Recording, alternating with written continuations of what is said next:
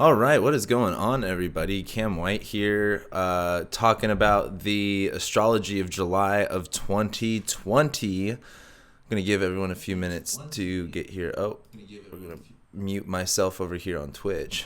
So I think what I'm going to start doing here is going live on Twitch to talk about the full month and the forecast kind of like in its entirety. What I'm almost thinking about was if you watch my YouTube, my weekly, I was like struggling because I'm still, I want to do like individual like horoscopes like for all of the specific signs, but it's a lot of work. And so I suggested like, hey, what should I do? What were some ideas? And on my last week's YouTube video, I had quite a few ideas come up that I might apply in some sense, but I'm not exactly sure which ones I'm going to do. However, what I am thinking is doing a live video, basically kind of going into the full month of July on its own, and then depending on who ends up joining my live at the end of it, reading some individual charts and using those charts to kind of give a little bit more accuracy for the specific zodiac signs. Don't know how long this is going to be or how long the stream is going to last. It's so funny, I've been talking about the fireworks. One thing I wanted to mention was probably like the last 3 nights, there haven't been that many fireworks. And literally I opened up this window because it's like really hot in here. And like right before I started recording, like the biggest like firework I've heard in like 2 weeks just went off. So I was like, oh, cool. So you're probably going to hear some fireworks in this recording, but that's fine. So let's go ahead and go over what's kind of going to be going on here for July because, or actually, hold on one second. I want to make sure I get a couple things. July is a pretty fucked month. I mean, we should all know that by now. Oh, sweet. My chat box is working. Also, I'm new to this Twitch thing, so be patient with me. But basically, I've got a little chat box thing right here, and I just kind of like spent like the past week kind of like figuring out how to do all of this Twitch stuff, and it's really hard. Here, let me actually make this bigger so I can actually see what the hell y'all are saying. Oh, of course it's not gonna do it like that. We'll do it like that'll work. So give me some hey guys, but give me some space here trying to figure out how this is all going to work for me. Also, how does this color look? I basically made a LUT, which if you guys don't do videography work, a LUT is like a custom like Instagram filter. So let me know how this picture looks and everything, because I kind of just like set this all up to make it look a lot nicer than it did before. And let's see. Hold on, my camera's not working. Something's not working here. But thank you guys for being here. Uh-oh.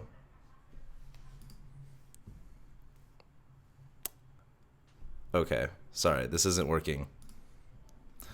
Why isn't my thing working?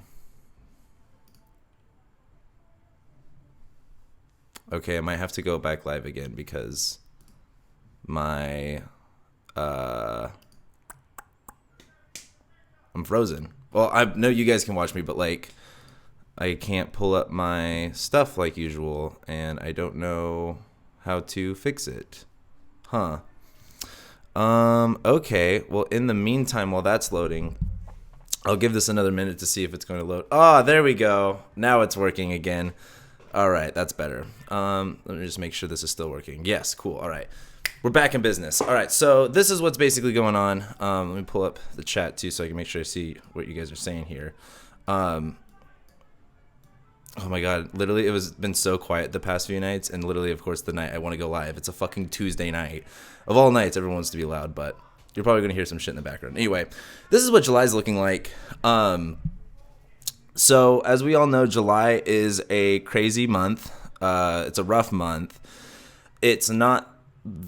I don't want to say it's the worst month. I don't think it's that bad. But the one thing that I wanted to talk about with this, and like I told you guys before, I've been trying to do like individual zodiac signs. I've been trying to do like in the individual monthly horoscopes for everybody. And what happened was like I would get into it, and I couldn't focus, right? Like there was just too much to do. But the one thing I wanted to hit on, this is something I made sure I hit on, and the ones that I did do were this space right here. So if you look right here, I've got July 1st, Saturn moves into Capricorn, July 4th, full moon in Capricorn, Mercury stations direct. There's an 8-day space right here where I didn't put anything. There's a bunch of shit that's happening with it, and we're going to cover that. But basically, what's going on in these days is this is kind of like the big thing I wanted to hit on with July, is that Cancer Capricorn axis is like extremely highlighted throughout this whole month. Like the Mercury retrograde just kind of brought it into play, but wherever Cancer and Capricorn are at in your chart are going to get extremely activated in a lot of different ways. And there's a lot to talk about with it. So to go back to this, big things that are going on. We have Saturn moving into Capricorn on the 1st. It's going to count down in less than 24 hours. Full moon in Capricorn.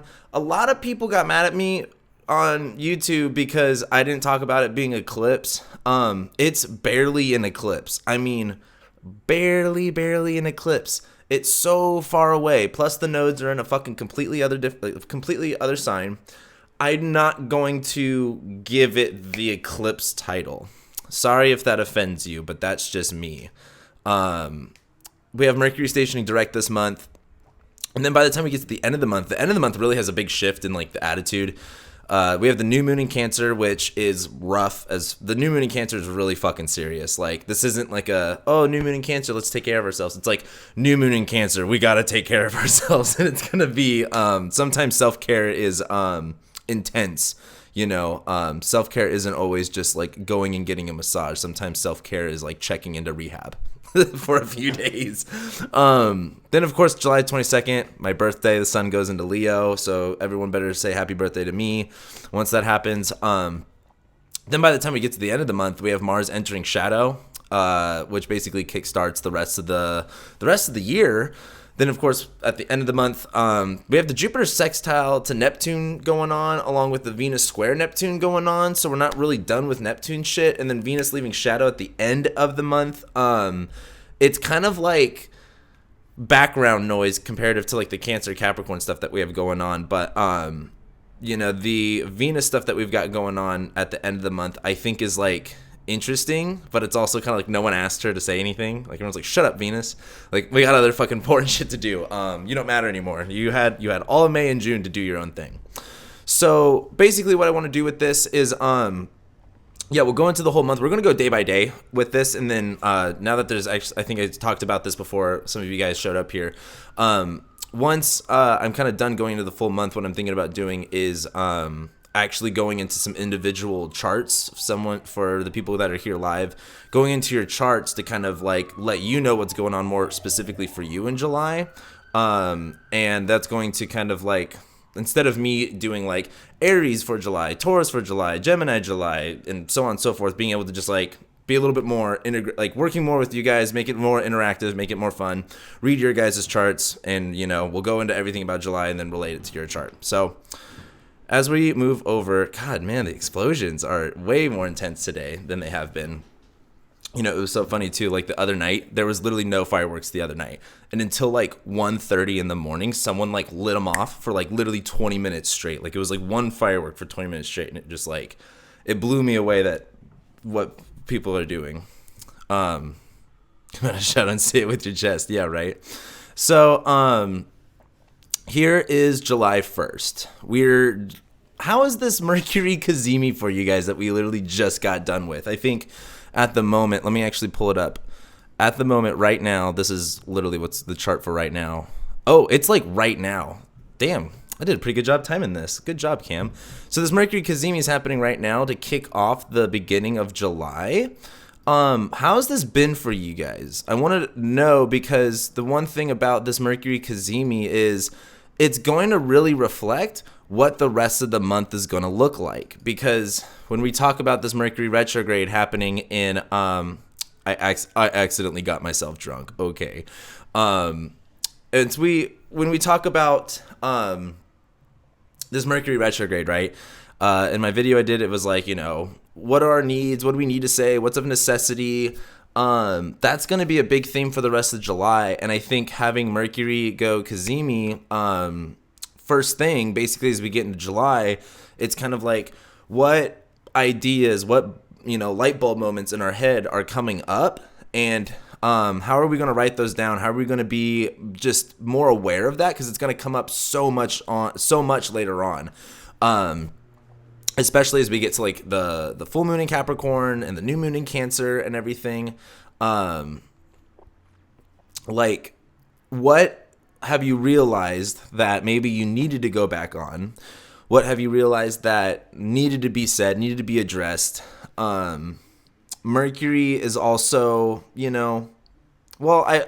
isn't even July. This is still June that I'm talking about. I'm just saying, as we get into July, think about these things, since Mercury's Cazimi right before we go into July. But then we actually get into July. Mercury then goes behind the sun, or not behind the sun. Mercury is now underneath the beams, making that sweet sextile to Uranus. We've got the moon in Scorpio. Saturn doesn't actually go into Capricorn until later tomorrow night. So here in LA, it's not even gonna go until like past 4 p.m. So with Saturn going back into Capricorn, I didn't feel like it hit this really enough, like in my weekly horoscope. But with Saturn, the past 3 years, they've been very evident. And even if you guys aren't in America, America's a really good example of like what's been going on. There's been this, enforcement. There's this authority with the government and the old way of doing things, being like literally a conservative government, like Saturn and Capricorn. And that was true back in the 80s when we had the Reagan era. And I think, I don't think Nixon was actually in office when Saturn was in Capricorn last. I don't remember Nixon's time, but with Saturn going back into Capricorn, I think the theme comes back to like, where are the restrictions? Where are the boundaries? Where's the authority? And like I've been saying, with Saturn in Aquarius, it was so much more of like finding out how to dealing with restrictions, dealing with blockages, dealing with walls and barriers in new, more intellectual ways. Like when we talk about social distancing, that was literally a barrier. Like Aquarius, for one, is the greater people, and Saturn like creating those barriers between people. But this was like an intellectual barrier. This was something that our minds kind of perceived. There wasn't like a physical barrier between me and you. Like there was a piece of tape on the ground to signify like, hey, this is the amount of space that we need to stay in between each other. But like, all of that was mental. That was all like, a society's way of putting a boundary or wall. Now that Saturn goes back into Capricorn, these are physical, tangible walls, tangible differences.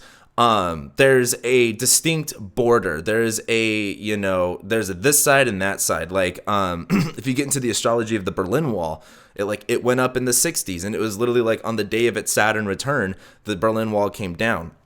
And that was during Saturn in Capricorn. It's a distinct physical thing. And I think as Saturn goes back into Capricorn, the restrictions, what Saturn rules, the authority, the blockages, if you guys are on Astro Twitter, you guys know how much people just fetishize Saturn, but like they forget that it's like the greater malefic. Like Saturn is not all the time fun. Saturn is supposed to be more, is literally the greater malefic. You have the greater benefic Jupiter and the greater malefic Saturn, the greater good, the greater evil. And Saturn representing those things, is kind of bringing a, more quarantine in some sense. I think, we're not there yet in my opinion, but, I think it comes back down to what's real.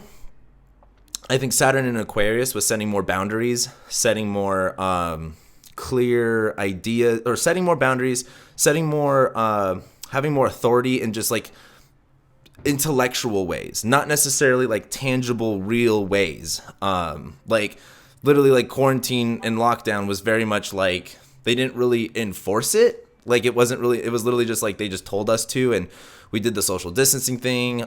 There was like this, it was so much more of like our own idea of it. That's an air sign. It's more of an idea. It's more logical. Versus Saturn and Capricorn, I feel like it's going to come back down to like cold, hard reality. What's getting in our way?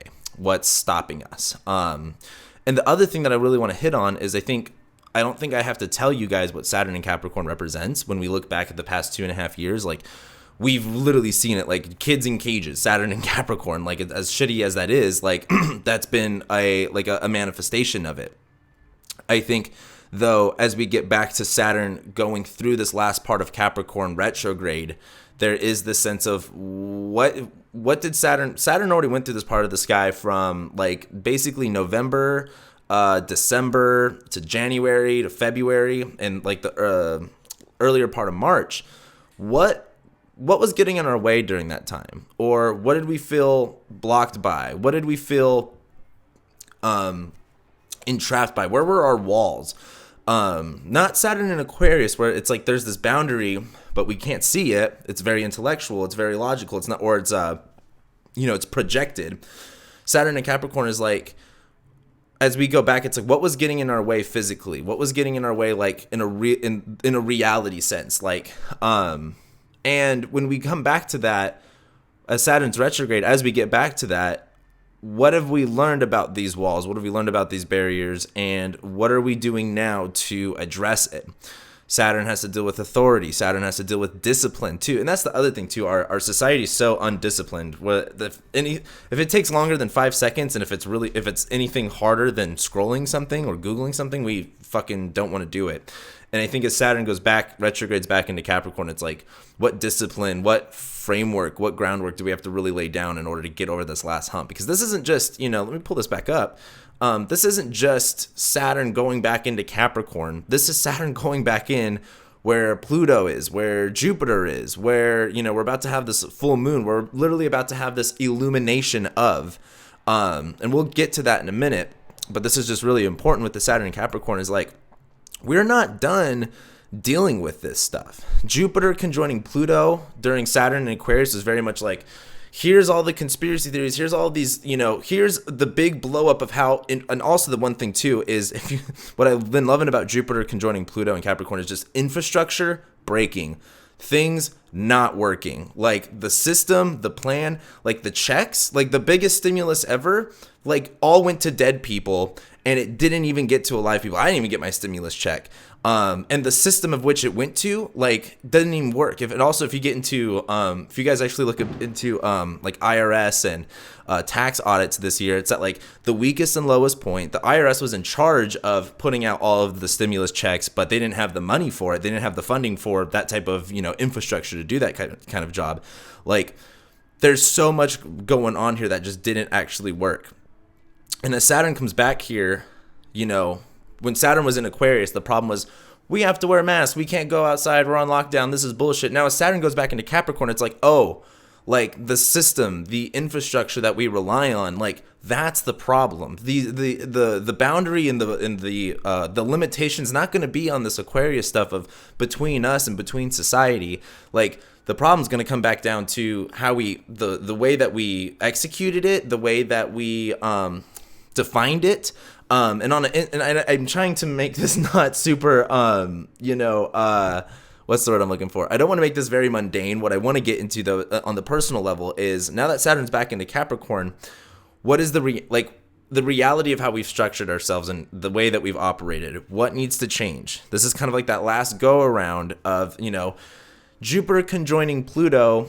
On a U.S. sense was like we got all those stimulus checks out. We didn't really do that good of a job. All these conspiracy theories, whatnot.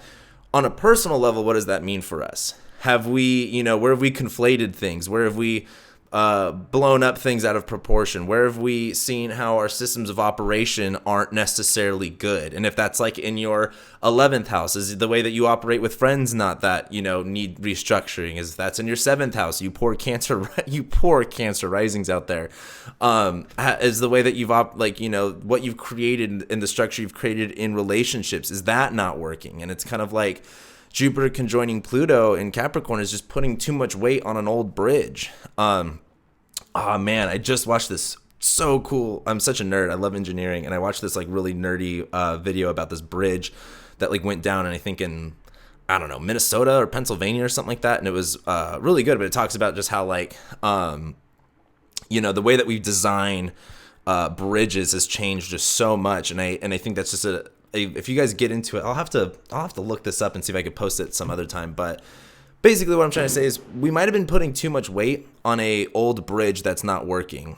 Yeah, Sag Risings, right? Like, no, I'm a Sag Rising. It's been a big money thing for me. I mean, like, I just moved out here to LA and it's expensive as shit living here. It's so expensive. And I haven't been getting any of the shit I moved here literally to build more of an astrology community and to be able to network and do all this stuff. And I haven't gotten any of that, right? So I've had to really rely on other sources of income to really survive out here.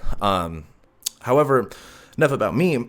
As Saturn goes back into Capricorn, I want you guys to ask yourselves, the infrastructure, like, are you ready to do the groundwork to change that shit?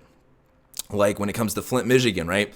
The water there, I think they're already actually starting to change a lot of like their actual systems and do the work. But it's a lot of work to change the water pipes. That's a lot of fucking work to dig up underneath everybody's house, underneath all of the roads.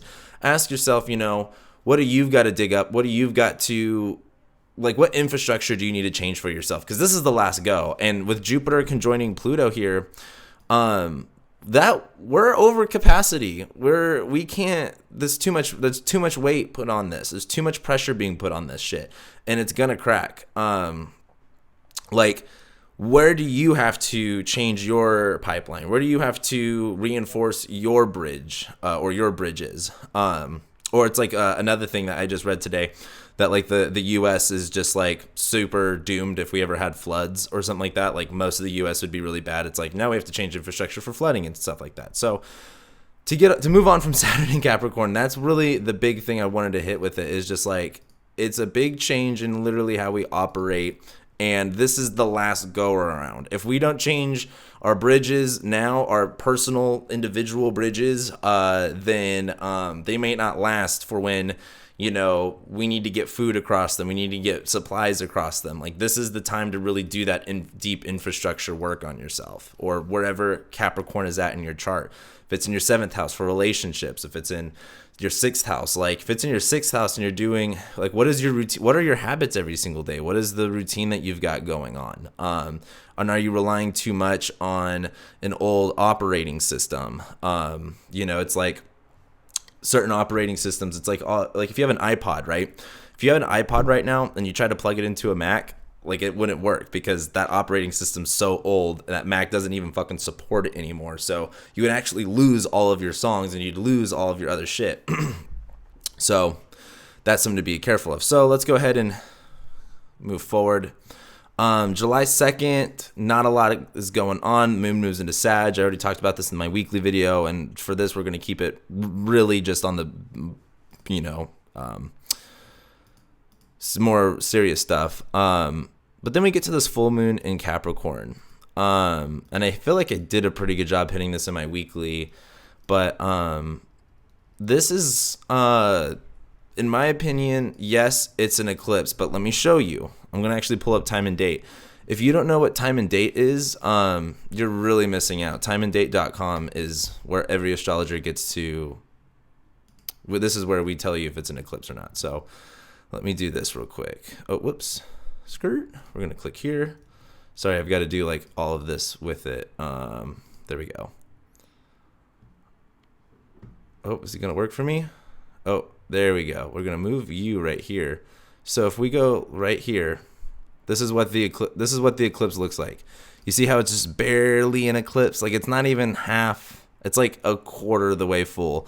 The only thing I will give precedence to this is that it is going to go over America. And this is me being very American and making it all about us. But I think it going over America will be kind of interesting to see because lately the eclipses going over countries has just been super impactful lately. I think it was like SJ Anderson on Twitter. Like they posted about the last eclipse going over the China-India border and how shit just popped off there randomly. So, hold on, skirt. There we go. So, with this full moon that we've got going on, yeah, it's barely an eclipse, but it's not really the biggest. I don't think it's going to be the biggest eclipse ever. Everyone's freaking out that, yeah, it's on the 4th of July, but, that is America's birthday. I think that's just going to be realizing and bringing more illumination to like the problems there.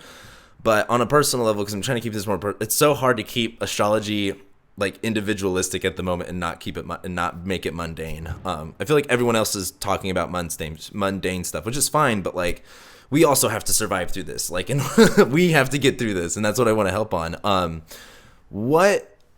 I feel like with this is kind of like bringing a flashlight underneath the surface, or not the surface of a house, but if you have ever been underneath a trailer, like if you ever done like or underneath the house, usually in certain rural parts of America, we've got trailer homes, like a trailer park, and they're all put on like cinder blocks or whatever. And if you've ever had to crawl underneath a house with a flashlight, this is kind of like that full moon in Capricorn. Is like we kind of have to crawl underneath the house to see where the leak is coming from. And I think that's going to not be fun. That's going to be uncomfortable. If you've ever had to crawl underneath a house, it is. You don't want to do it if you're arachnophobia, because you're going to see spiders, you're going to see rats. You're guaranteed you're going to see at least 2 dead things, whether it's an animal or a body or something like that. But this full moon in Capricorn is so much like bringing illumination to what is corrupt, to what is not working. Another good way to look at this is kind of like if your car has been making a weird noise and you finally take it into the mechanic, you can be emotionally charged about this. This is your car. This is your livelihood. This is how you get to work. This is how you survive. And you don't want to know what's wrong with it because you don't want anything wrong with it, right? You want your car to work. And if, more than 50% of Americans can't afford a $400 bill, I know for a fucking fact, a lot of us can't afford something wrong with our car, right? So this full moon in Capricorn is like taking your car to the mechanic shop, and the mechanic's like, yeah, your transmission's fucking bad. You've got this wrong. You've got this wrong. And you have to sit there and be like, yeah, okay. You have to be serious about it, even though on the inside you're like breaking. And that's the moon in Capricorn. The moon in we have to remember the moon's in detriment in Capricorn. This is not where the moon wants to be. This is not cool for the moon. And I talk a lot about the moon in Capricorn being like, this is when you this is when you're like emotional and you still have to go to work. This is when you're, having a really fucking rough day and you still got to get your work done. And there's some positives with that, but just with this being a full moon, it's kind of like realizing, bringing awareness, bringing light to things that like we can't hold it together all the time. If this was just like a full moon in Capricorn with just the full moon, right? Not Jupiter, not Pluto, not Saturn, even though we haven't had one of those in 10 years, or at least without Pluto, I should say. This would just be much more of like, okay, like I'm realizing where, I can't hold it together, but also realizing what I have to do to hold it together. With all of this is kind of like bringing illumination to the bad stuff, bringing illumination to that Jupiter-Pluto conjunction of like, oh shit, maybe, I should have got that oil changed 5,000 miles ago rather than right now, because now my oil is sludgy and now my oil is breaking, it's corroding my, pistons and all of that shit. I think another way to look at it is Jupiter and Pluto would be like your spark plugs in your car, like just being corroded and bad and not actually giving the spark that it needs, so your engine's just not going. This full moon is just bringing awareness to like, what's the problem? And this is the sun in Cancer. Right? Mercury retrograde. We needed the car's making enough noise to where we should probably bring it in. Otherwise, it's not safe to drive on the road anymore. And if your car is making noise, and it's funny because I know for a fact we've all been through this. I've been through this. I know so many other people have been through this. I know you guys have been through this. If your car is driving and you're making noise and you got to bring it in, you don't want to, that check engine light's on, and you finally bring it in knowing that you need to do it, but it's just hard, you don't want to, and you have the conversation with the mechanic. And then the other thing too, you don't know what the mechanic, do you speak car? Like I can speak car only because I fucking had to learn, because I've had mechanics fuck me over. I had a mechanic, literally, I bought a car. This wasn't my first car, but when I turned 18, I went and bought a car, and literally 2 hours after I bought it, the engine blew up because the guy who sold it to me was a piece of shit. and I went to a mechanic to have him replace the engine, and that mechanic put in the wrong engine, and it fried my computer on my car. So my computer in the car basically like just did not work after that, and no one knew how to fix it basically. And what I'm bringing that up for is like, why I'm bringing that up is kind of like, you know, you don't always know what the problem's gonna be. You can't trust mechanics a lot of the time. There are some mechanics you can trust, but like when you bring a car in that's got a problem with it, you not only are you afraid of what problem the car has, but also can you trust this mechanic? Can you trust the job that it's going to do? Like that's that Jupiter conjoining Pluto. It's like, this is Jupiter and Capricorn. Can you trust Jupiter and Capricorn to give you that stimulus check? Can you trust Jupiter and Capricorn conjoining Pluto to like fix the fucking problem? I don't know. And I think on a more personal level, like no matter what, we've got to take the car to the mechanic. No matter what, we've got to go. But you know, that conversation is not going to be easy, and making those decisions is going to be, making those decisions is not going to be easy. What I personally did, because I'm a Jupiter in Capricorn, as I said, fuck the mechanic. I learned how to do shit on YouTube, because YouTube's got every fucking thing. So to my person right here, 165 for diagnosis, YouTube that shit. And I guarantee AutoZone will let you literally rent tools for free or super cheap. Do it yourself. YouTube's got a fucking video for it, even if you don't know how to speak car. But this full moon in Capricorn, again, what is being illuminated that we need to do, that we need to focus on? It's that sun and Cancer, that summertime sadness. Like, there's emotional vulnerability being spotlighted here. And depending on where you get your astrology from, but if you're ever since I listened to Alan White's, the podcast that Chris Brendan posted of the recording of Alan White, if you guys should check it out on the astrology podcast. He's like this old Vietnam vet that basically did astrology forever. He just passed away. I don't know if he just passed away recently or if it was a while ago, but he talks about how the sun also rules Cancer, and because you know the sun is it's days are longer than night there, and so on and so forth. And I love the sun ruling Cancer, and being home in that sign rather than just Leo, because there's that sense of like, you know, it's okay to, you know, be sensitive. Like our emotions, our feelings, all that shit that Cancer kind of gets, like that's a normal way of operating. Like that's a very solar part of us, of like realizing what we need, taking care of what we need, putting a spotlight to it. And this full moon in Capricorn, yeah, if you want to call it an eclipse, you can call it an eclipse. It's barely an eclipse. So I'm just not going to give it that much. Maybe on like a mundane level, I'll say it's an eclipse, but on a personal level, like we literally had that solar eclipse in Cancer. Then we had that's the lunar eclipse in Gemini, or lunar eclipse in Sagittarius. Like those were the eclipses in my opinion. This is far away, because also look at this shit.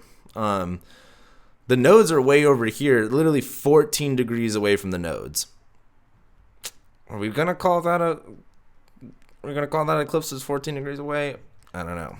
Anyway, yeah. So I think on a personal level, like, what's on this full moon in Capricorn, to recap this shit? What's wrong? If your car is your everything, like let's say you fucking live in your car, because unfortunately that's a reality for a lot of Americans out here. And let's say you fucking live in your car. Your car is your whole life, right? You can't go to the mechanic crying. You can't like be teary-eyed in the little emoji face of like the teary eye, like going to the mechanic. Like you just can't do it. The mechanic's going to give you a weird look and is probably just going to tell you to fuck off or something. Like you got to be serious. And also because if you're emotional in it, you're not going to hear anything the mechanic says, and he can just say anything he wants to you and be like, your car's blinker fluid is low, and you're going to be like, okay. And so he'll charge you $80 for something that doesn't even fucking exist. Like you've got to listen too, because that Jupiter conjoining Pluto too is like, you also don't want to make sure you're getting fucked over. With the moon in Capricorn, I make this analogy a lot. Of if you're emotional, you're having a bad day, let's say a family member passed away or something, and you still got to go to work, right? I know that, again, America, shitty situations that we always find ourselves in. If you got to go to work, you can't just like be emotional at work. You got to like leave your emotions at the door and operate and handle yourself, which there's positivity to this. If you are doing something with your hands and you're keeping yourself focused off of your emotions, you can process them and work through them so much easier than you could just sitting there and just feeling them intensely, right? Like if there's so much like, if there's just too much, you want to find a way to be able to process your emotions. And this full moon in Capricorn is kind of like that opportunity of kind of like, okay, rather than just like being simpy, we can, get our hands busy, get some work done, and that's going to help us process our emotions. Like, I can't tell you, like, I went to my mom's house the other day because there's a national quarter shortage and I can't get fucking quarters to do fucking laundry. So I had to drive an hour and a half to my mom's house and I went and did all my fucking laundry. And when I was there, I washed my car too. And I washed hand washing my car for the first time in like, I don't even know, like 9 years, felt so relaxing. Like I was just driving today and I was like, wow, like I want to wash my car again. Cause just like doing something with my hands that involved that cleaning, that's so full moon and Cancer season, full moon in Capricorn, like washing your car, like doing it yourself. It was just like so, oh God, it just like, I that whole time it was 2 hours of me not focusing on my problems. And that's what was amazing about it. I just got to clean and like, when you're, I guess like, I don't know how to describe it. I just want to say like, with this full moon in Capricorn, do something that's going to help you not be emotional. Pace around if it is, just get your hands busy, do the dishes, do some cleaning. That's probably going to help you be a little bit more decisive about what it is that you want to do. That's going to give you the space that you need to get things done. But I need to stop riffing off on this. We're like 36 minutes into it. I need to move on to something else here. We've got more shit going on. What's the next thing going on? Mercury stations direct. So what's going on until Mercury stations direct on the 12th? So we have the 5th. The moon is going to smash Jupiter, Pluto, Capricorn, Saturn and shit. That's going to be like when all of that full moon stuff, it's like, that's kind of like after you go to the mechanic and the mechanic's like, here's all the problems. Do you trust me with your vehicle? And do you want to give me thousands of dollars to work on it? And you kind of have to go, okay, this is the time where, like moon conjoining Jupiter. It's like your car's at the mechanic and now you have to Uber home. And then you're just sitting at home going like, oh, fuck, I hope this mechanic doesn't fuck me over. And I just need to stay busy so my anxiety goes away. By the way, Mars is in Aries this whole fucking time, just living it up, which personally, I've been super exhausted with Mars in Aries. I think it was like, I went on Twitter and I think Joe Gleason, I think this is what she said. It was like, everyone was like, what are your projects for Mars in Aries? And what are you going to do and accomplish it? And she's just like, I'm just trying to wake up every single day. And that's like the biggest fucking mood right now for me. Like getting shit done, just getting through the fucking day. But as we move forward, July 6th, here we go. Here's I was like, I knew there was something else coming up. Is it July 6th or the 7th? It's going to be here like around the 7th. This Mercury squaring Mars action that we've got going on. Ooh, yeah, look at that. This is an uncomfortable conversation, right? This is pretty rough here. And if you watch, actually, let me put this into perspective for you guys. Let me switch the hours here. We're going to go. There we go. So, actually, wow, perfect. It's like right when it perfects. So let's talk about this Mercury Mars square. So the Mercury retrograde in Cancer, if you guys watched my Mercury retrograde video, I was like, yeah, this is about having conversations. And, the Mercury retrograde at the end with it squaring Mars is like, how do you say what you need to say without like, having spitfire in your tongue? Like, how do you say what you need to say without, I guess being super bad, or not super bad about it. I want to say like with the least amount of hostility. The good news about this though is, with Mars being superior here, Mars is in the superior position, right? Mars severs, Mars cuts, Mars stings, Mars pierces, and Mars is in its home sign. So, like, this is good. The blade is sharp. We can cut things off real clean, right? Just one slice of the blade, and we're good to go. But as it's squaring Mercury, there's this sensitivity to it. It's kind of like, I can't think of an analogy for this one. The thing that's coming up in my mind is like, if you ever been to like a butcher and you see them like cut the meat, you're like, it's like, it's sad, but it's also like, it's going to be really good for dinner, but you're like, that's also kind of sad.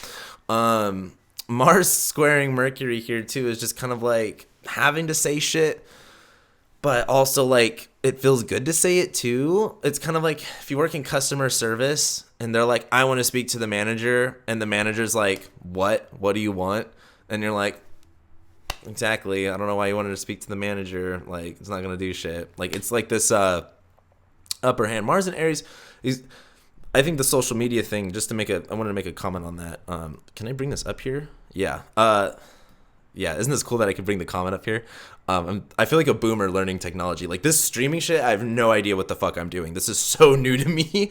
But I get really excited when I can learn this shit. I would say this is Neptune in Pisces, and this is Venus and the nodes in Gemini. Making shit loud, making shit confusing. Everyone's just yelling, thinking that they're right. That's what it is, in my opinion. I think Mars and Aries, though. Mars and Aries is like, I think it's the, like, I'm trying not to check Twitter, but I saw this thing that, like, Will Smith and Jada Smith, whatever the fuck is going on in that side of the world is just absolutely bonkers. But, like, it's, Mars and Aries is, like, rather than, like, the usual drama, like, Mars and Aries is direct hits, like, going like 2 in the head, 1 or 2 in the chest, 1 in the head type thing. Like we're not shooting the knees and wasting our time with shit. 2 in the chest, 1 in the head. That's Mars and Aries type shit. And to go back to Mars squaring Mercury here on the 8th, it's like, where do you have to have like it's another way to look at it is like, you know, finish the job almost. Like here's a good thing. Here's a good analogy. Putting shit out of its misery. Here's a I'm trying to think of an analogy here. Like if you have an animal dying on you, like this is how it is like hunting, right? Like the rules of like hunting is like if you shoot an animal or something like that and like you don't kill it first, like you gotta get an animal out of its misery as soon as fucking possible. I don't know if you guys have ever seen an animal like suffering, but it is like so much more fucked up than seeing a human suffer, in my opinion. Like seeing an animal suffer and just like doing its like not being able to help itself is like top 3 worst fucking things you can ever see. But like what you want to do is end the suffering as fast as possible. Like you put it out of its misery. That's this Mars Mercury square. Like what we talked about with the Mercury retrograde is like we're, you know, saying what needs to be said, doing what needs to be done. Like we, you know, let's say this is back in the 1800s. We have to go, you know, hunt our own food. And, you know, we go and hunt an animal. We shoot this animal. It's not dead all the way, right? Like, it's kind of fucked up, but we got to finish the job. We got to do it because we also have to eat. We're fucking starving. We need to take care of ourselves. This is kind of like that moment. It's uncomfortable. Like, it's really uncomfortable. If you have joy killing animals in any way, like that's kind of fucked up, and you probably had a shit childhood, so that's really shitty. But also, you know, really that's just something to examine. But also it's just like, you know, it's shit has to be done. Shit's got to get taken care of. And I think this Mars Mercury square, and you know, if you've been hearing me say this a lot lately, is like this isn't necessarily like, hold on, I want to make this chat box bigger so I can actually see it a little bit better. This isn't, with astrology, you don't necessarily get a choice. Like, this isn't like, oh, this is a great day to do things. This is like when things happen. And I think on July 8th, it's like that analogy of like, you know, putting something out of its misery. That's July 8th for you guys. What needs to be put out of its misery? Let me think of a good example of, I'm trying to think of a chart perspective. So like, let's say Libra rising. So if you're a Libra rising, that means Mars is in your 7th house and Mercury's retrograding in your 10th house. So Mercury's retrograding in your career, where you've been trying to figure out what you need in your career. You've been trying to, you know, figure out what's important in your career. You've had miscommunications there. Things aren't necessarily getting addressed that you want. And Mars is in your 7th house, where contracts and obligations are heated up. They're either working really good or they're coming up with conflicts really fast. And like Mars conjoining or Mars squaring Mercury there is kind of like, okay, if you're having problems with this coworker, like that's when you say what you need to say, but you don't go, hey, can you please do this? You say, hey, if you keep fucking around, here's a good analogy, since most people that are into astrology are women, according to my YouTube analytics. If you're being harassed by a coworker, rather than be like, hey, can you stop it? Say, hey, I've got a recording of you harassing me, and I'm going to send it to HR if you don't absolutely fuck off right now, type thing. Like, that's Mars squaring Mercury. Like, when I say you got to put shit out of its misery, you got to finish the job. Like, this isn't about beating around the bush. This is literally about, like, what do you do to get the job done? Like, Mercury retrograde in your 10th. Let's say a boss is harassing you, or there's some type of miscommunication with a coworker there, and they're bugging you, and you don't know how to put it. Like, this is Mars squaring Mercury. You don't say, hey, can you please stop? You say, you threat, like, you make a fucking threat. You make a fucking promise. You lay down the fucking law. Because that's how you get the job done. That's the only way to get the job done. You can't just, so bring the Karen out. Don't bring the Karen. I don't want to say bring the Karen. The Karen is Karen's all talk, right? Karen just she just thinks that she's right. This is time to like bring like the who is the analogy that brings like the facts to the table? Like, this isn't just like, like Karen would be like, this guy's bugging me and I deserve to be like friendly. Like, take shit into your own, like the Karen part of it. I feel like it would be like, if we're going back to the killing the animal analogy, is kind of like, like, you don't just go like, oh, I don't want to kill this animal. This is so sad. This is fucked up. Like, can someone else do this? Like, why do we have to do this? This is like, you got to, shoot first, ask questions later type shit. It's not time to talk to, it's time to already have shit set up. Like, the manager already knows. Like, you don't make a threat. So like, let's go back to the coworker analogy. If you got a coworker bugging you, what you do is, instead of saying, I'm going to tell on you and stop bugging me, I'm going to say, what you say is, I've already talked to HR and our boss already knows that this is an issue and I already have you on recording. That could all be 3 lies. You can just tell them lies. It shouldn't have to be the truth. But you corner them with like, I have this already done, this already done, this already done. You fuck up again, I pull the trigger and you're fucking out of here type shit. Like, that's what you want to do. Karen just complains. You want to have, like, this is a chess game, bro. You're not thinking, you guys, I feel like so many people, like, learning how to play chess will help you guys so much in life. Don't think 1 or 2 moves ahead. Think 5, 6, 7 moves ahead. Like, fucking cross all those T's, dot all those fucking I's, because you want shit to be a domino effect. You want to be able to just do one thing and 1,000 things happen with it. The documentation is already in place. The paper trail is already there. And also, for you guys out here, this is really important in like life. Like, when you're dealing with a shitty landlord or you're literally dealing with a shitty boss, you get the fucking paperwork done to where you can prove everything. And because if you got the paperwork and you got the paper trail, you've got the biggest balls in the fucking world, and you basically, everyone's sucking your dick. So, let's move forward. I'm kind of excited for that Mercury Mars square. Well, I'm actually really not that excited for it, but hey, fuck it. All right. So then, let's move forward. How are we doing in there? How's it going, guys? I need to drink some water. I love you guys. I love going live. This is so much fun.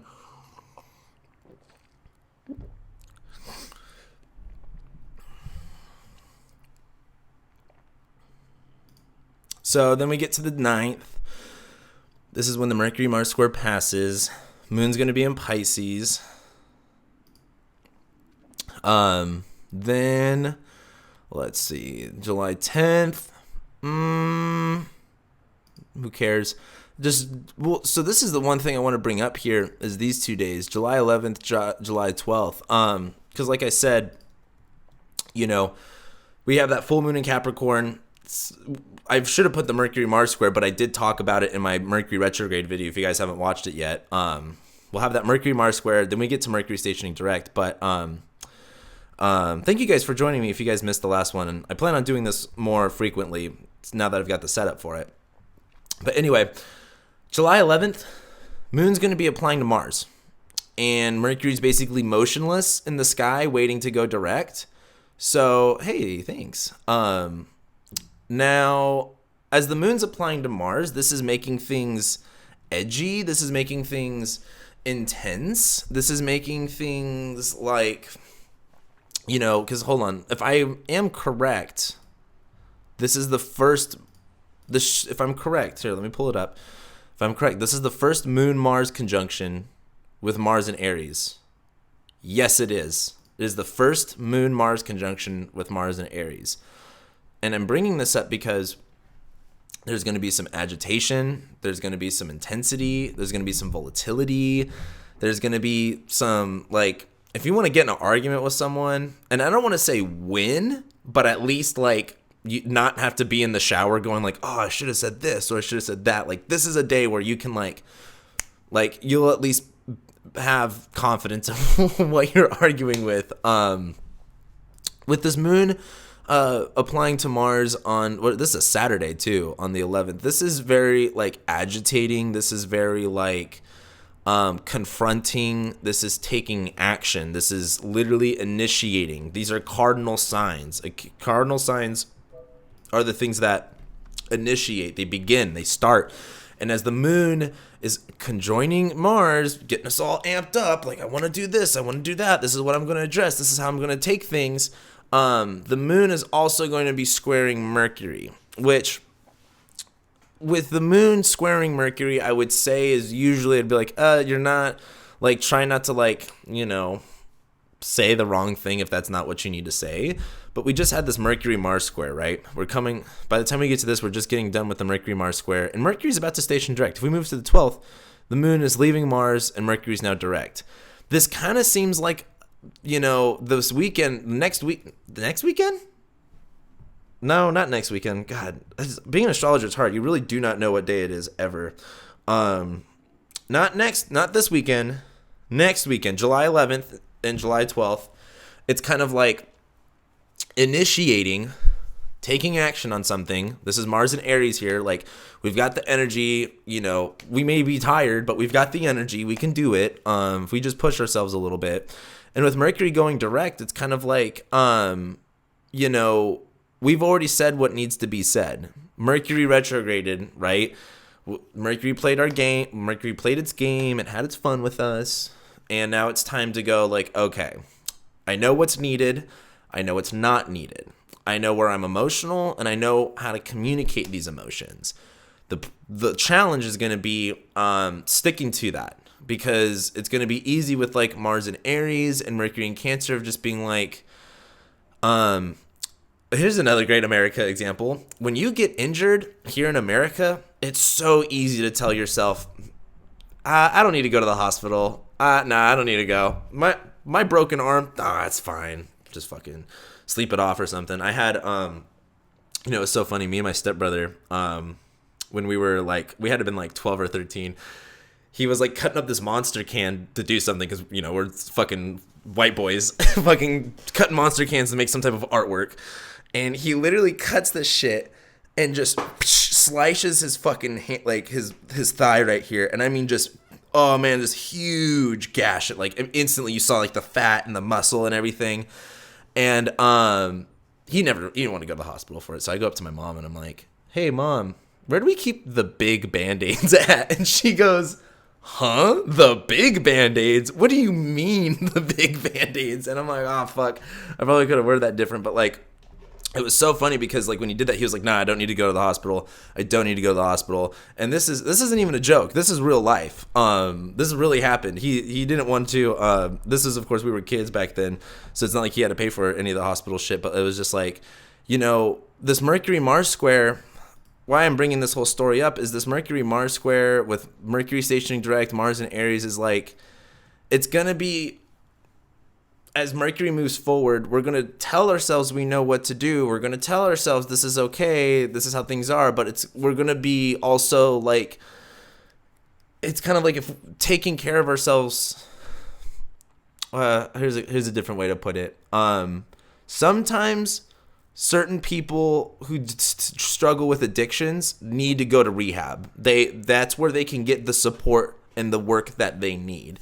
And there's other people who don't need it. But everyone will tell themselves like, oh, I don't need to go, right? This is one of those weekends where it's like deciding like, is this what you need to do? Like, what did the mechanic, like if we go back to the car thing, right? This is kind of like the mechanic told you your car's fucked up, told you your car's all problematic, but you're like, fuck the mechanic. I'm gonna keep driving anyway.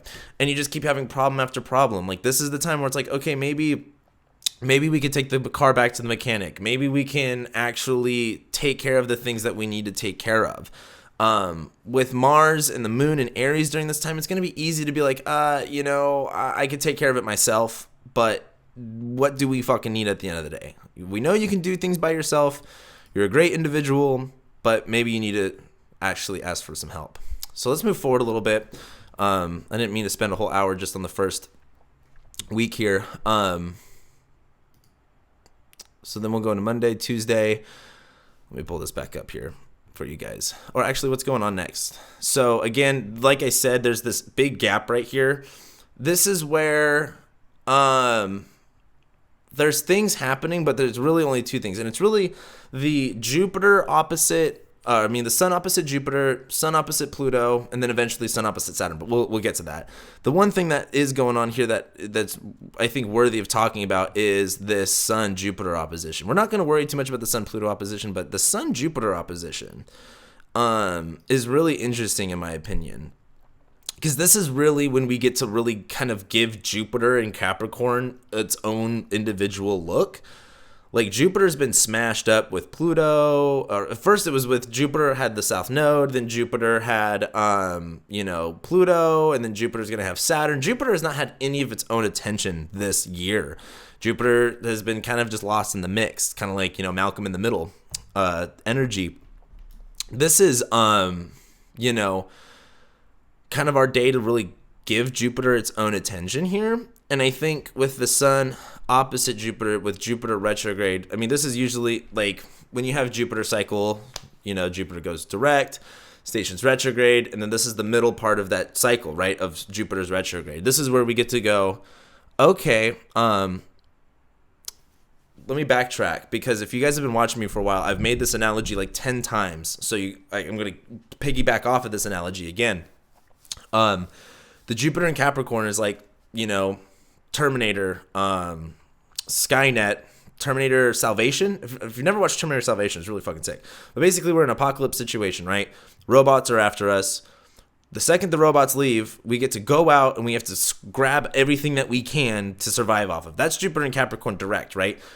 We run back into our shelter and we lay down everything that we were able to grab. Or like, Bird Box. I was like, what is this movie? Like, what was the movie where the bitch was blind? Bird Box. Bird Box was a great analogy. Bird Box was such a good example of this because they literally had to run out as quickly as possible, literally blindfolded, to go get shelter or to go get their food, right? But imagine they didn't have the time to do all that stuff. You run, you get all the shit that you basically can. You come back.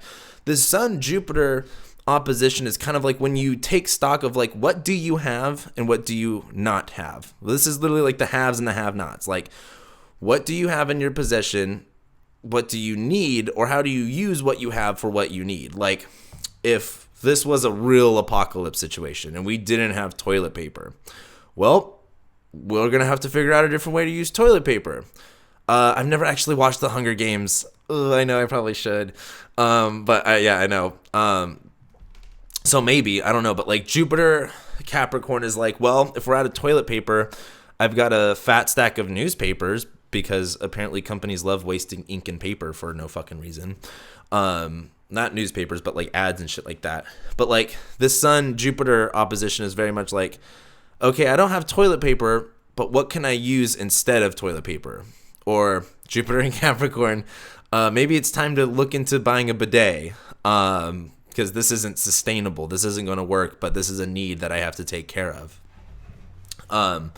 That's kind of like what this Sun-Jupiter opposition is really looking like on a personal level. It's like, okay, I may not have what I need, but I can fashion something up and I could figure something out You know, and it's Jupiter here. Like, Jupiter is Jupiter. Jupiter's Jupiter. Jupiter's gonna fucking, is always looking at the glass half full. Like, Nate Craddock, if you guys follow him on Twitter, which you fucking should, he's turning into a monk, and it's an amazing transformation. But Nate, he brought this up last year, back in 2019, of like this image. It's this black and white image of, I think it was like in after World War II, somewhere in like the UK or like Germany or something like that, of like a priest in a church that had been demolished, and it's literally just like the rumbles of a church, and he's doing like his sermon.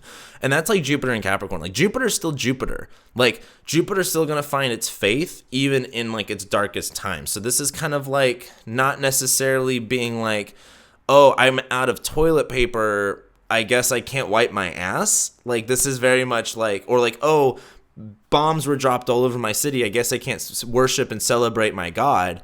This is definitely like, regardless of, in sickness and in health and rich or poor, like, you've got to hold up to your commitment. You've got to hold up to like what matters to you, or what your needs are. And specifically this case with what your needs are, because this is the Sun in Cancer opposite Jupiter in Capricorn. Like, sure, that your church is destroyed, but the plot of land is still there, and you could still get your religious needs met as you go there.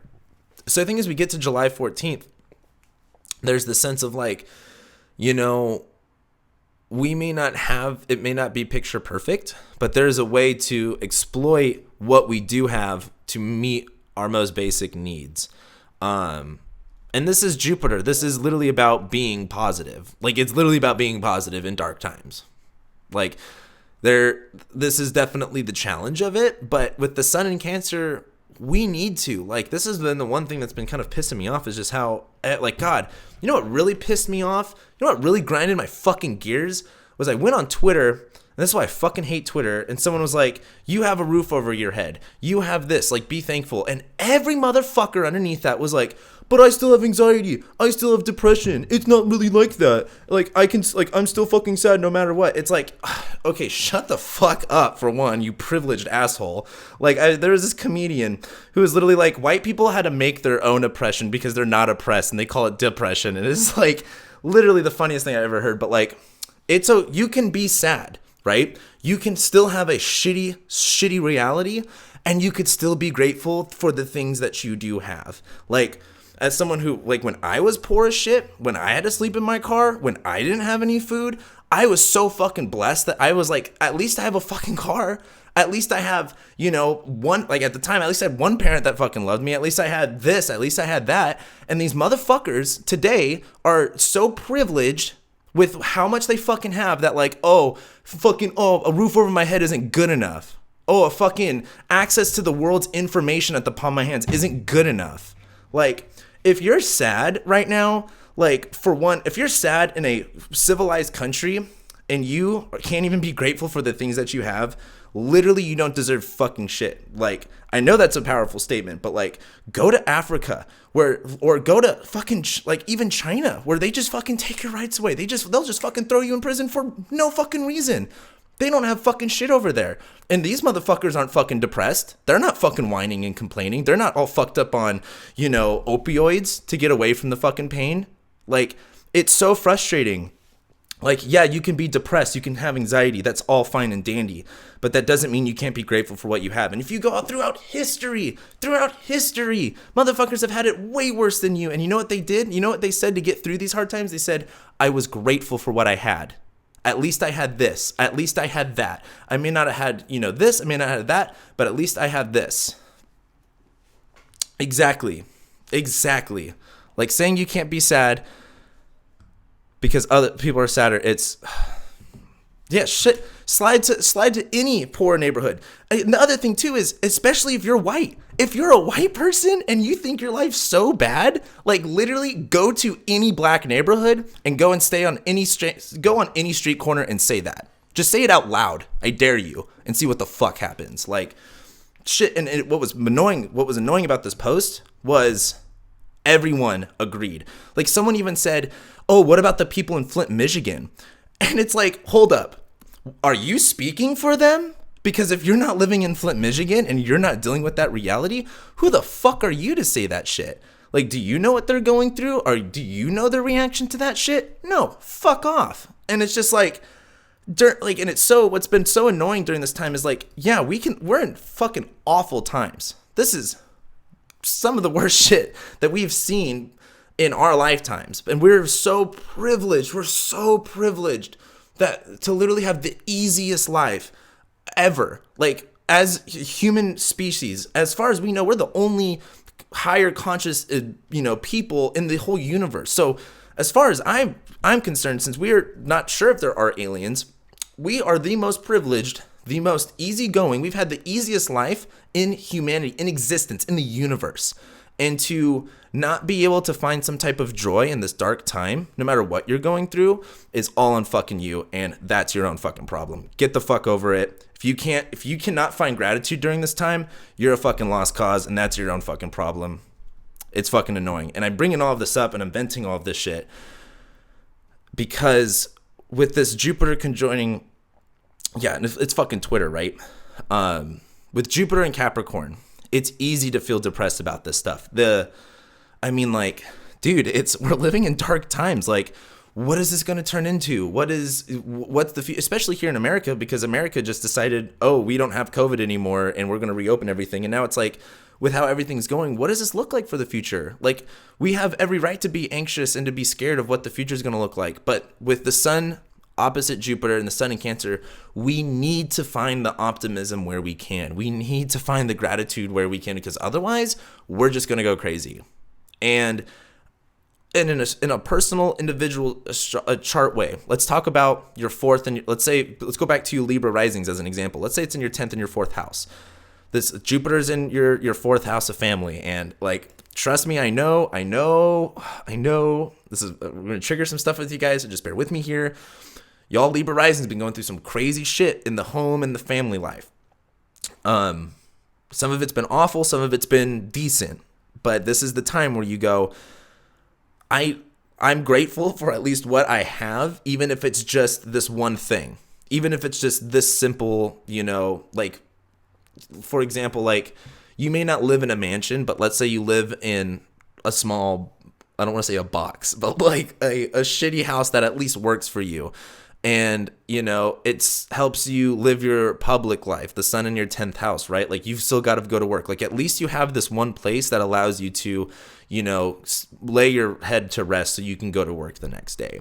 Like, or if, let's say you're a Pisces rising and you've got Jupiter in your 11th house and the sun going through your 5th house, it's like, you need to feel that love and that passion and that art and that creativity. And sure, you may not have the whole world to share it with, but with Jupiter in your 11th house, it's like, at least you have one or two good friends or one good community to rely on. It may not be the best community in the world, it may not be the biggest group of friends, but it's something there. Like, this is about really focusing on what do you have. And being in, when I was really depressed, when I wanted to kill myself like every day, I literally had to sit down and go through my gratitude list. Like, this is something I still do all the time when I'm like, because look at me, I'm a fucking white guy. There's so many times in my life where I'm like, I'm not getting this way the way I want, or I'm not getting that the way I want. And I have to sit back and I have to go, all right, what am I grateful for? And it's like, and you start with the bare essentials. Well, I've got a fucking apartment. I've got a family that loves me. I've got a fucking vehicle. I have a fucking YouTube channel with thousands of followers that I get to talk to all the time. I live a blessed life. Like, and once you start doing that, you go, wow, I've got it so good. Even when I was sleeping in my car and I didn't have a job and I was like poor and hungry and like also like super coked out, I was like able to do shit like that. And I was like, wow, I still have it so good. So much better than a lot of other people, in fact. And I just think with the Sun-Jupiter opposition, that's what shit's going to look like. I need to move forward. I just wanted to get that rant out of the way. Speaking of which, I need to drink some water after that one. But that just really pissed me off, seeing that on Twitter. Please don't be like that. Whew. Anyway, it's really hot in here. And if I turned on my AC, it would be really loud. But if we move forward, Sun opposite Pluto, This actually doesn't look that bad. Moon sextiling Neptune, moon. This doesn't look like a bad day. We'll move forward. This is where things get a little funky, in my opinion. Because this is where Mars enters its... Hold on. This is actually... I'm going to pull this up real quick. Can I... Whoops. I'll pull this back up. I want to make a comment about this because this is something I've been realizing too. I was sad is because I was looking at my life through different eyes, or the eyes that society gave me and not my own. And when you decide to open your own eyes, look around, you'll be happy. I can't tell you how much I've been really realizing, like, what society has told me I'm supposed to want, or what society has told me I'm supposed to believe, or what society is saying, oh, this is how things are supposed to go. And it's just like the unconditioning you have to do to realize that shit is not easy work. Like, this is Jupiter and Capricorn, dude. Like, finding the positivity and seeing, like, believing your own philosophy, it doesn't just come naturally. You have to fucking work for it. You have to earn that shit. But that's some of the truest shit. Like, when you start, and this isn't like, oh, fuck society and, fuck this and this and that. Like, there's times where society has a really good point about shit. And there's other times where you go, why did society tell me to think that way? Like, I've been really looking at, like, what I eat and what I ingest in my body. And you get to, like, lurking, like, why do we put this shit in our bodies? Like, do you know why we have so much, like, vegetable oil and shit like that in our bodies, which vegetable oil is known to, like, cause, like, all of these heart issues, and why diabetes has risen? It's because, like, we took fat out of everything back in, like, the 60s and the 80s because we thought it made you fat. But the science actually then says, no, fat is actually decent for you. It's the sugar and everything else that is awful for your body. And then we go, okay, we're not going to do anything about it. We'll just keep it there. And it's just like, why is society telling us this is what we have to eat? That this is what our diet looks like? Even the food pyramid, it's like all based on carbs, which is like the thing that literally causes diabetes. And if you get into, like, diabetes in America, like, literally, like, it was like 10% of people had diabetes in, like, the 60s. And now it's like 45% of people have diabetes in America. It's like a super fucked up thing, but it's just like, it's all based on what society tells you, and you don't question if it works. And so once you just start fucking figuring shit out for yourself, it's a whole nother different world. Thanks for sharing that. If you guys share good shit, I'm going to throw it up here and talk about it. But to move forward, I wanted to talk about Mars hitting that second decan of Aries. This is when it's kind of like, someone made a meme of this, and I only saw it in a flash, so I didn't get to see who did it, but someone, like, made a meme of, like, the decans, or the decans, however you want to say it, in astrology are, like, the levels of, like, a Pokemon. Like, I played Pokemon cards when I was a kid. I'd never played the video games because my mom never gave me video games as a kid, so I don't know how they work, but, like, someone let me know how it works. When a Pokemon is, like, the basic level Pokemon, and then it's, like, the mid-level Pokemon, and then it's, like, max level Pokemon. Like, that's, like, the decans, right? And as Mars goes to, like, its second decan, that's, like, when Mars is, like, upgrading its Pokemon status type thing. And what I think is interesting about this is, of course, is going to happen the day before on that Wednesday. But I'm bringing it up here only because the moon's going to go into Gemini, and we'll have, like, that dark moon phase, and we're about to get to this new moon in Cancer, and this new moon in Cancer is pretty gnarly, or sicky nar, if you know what that's from. But as Mars hits that second decan, I think that's when the momentum's going to pick up, just like a train. If you ever watch a train, once it starts going about, like, 20-30 miles an hour, and it's picking up speed, it's picking up all that momentum, like, then it's harder to stop. It's harder to get that energy to slow down. And that's important with this, because if you have projects you want to work on, if there is something that you are doing, this is where that momentum is going to be picked up on. Pokemon evolutions. Thank you. Yes, I think maybe you may be wrong. You might be wrong too. I don't know. I don't really know Pokemon that well. Sorry, I'm a Leo. I gotta, like, make sure my hair is right. Whatever, that'll work. So Mars is gonna pick up speed, right? Then as we get to July 17th, this is when the moon will conjoin Venus. That looks pretty nice. But then if you look here, we have these pretty fat oppositions coming up. Mercury is direct again at this time. Moon conjoins the nodes Saturday the 18th. Oh, Saturday the 18th. Fresh Voices in Astrology. I'm doing a webinar on Fresh Voices in Astrology on July 18th. Make sure you guys check that out. It's going to be on benefics in bad signs, like in detriment and in fall. And so if you have like me, Jupiter and Capricorn, and you're like, Jupiter and Capricorn isn't that bad. Why does everyone say it's bad? I'm going to be doing a whole webinar on like Venus and Jupiter and like shitty signs and why it's actually really cool. So make sure you guys check that out. I will have information posted about that eventually. I just do not have anything to post about it at the moment. So anyway, July 18th, make sure you're there for it. But then we get to July 19th. And this is where it gets a little tricky. So then we have like this real dark moon phase, and the moon's in Cancer. And this new moon in Cancer, let's just fucking jump to it, because really, let me go back to this. Whoops. Yeah, new moon in Cancer, July 20th. That's really the big thing that's going on here. One day? Should I go one day? There we go. I want to put it up on the fucking dot. Dude, there we go. So, look at this. 28 Cancer, 28 Capricorn. New moon in Cancer, opposite Saturn in Capricorn. It really doesn't get more serious than this. Like, this is a very serious new moon. And I mean that like in a formality. Like, it is going to be a serious moment. It is going to be a serious, feeling. With the new moon in Cancer. By this point, we've learned a lot on what our needs are, what needs to get taken care of. We just had the whole nodes go through Cancer. We had the eclipses go through Cancer.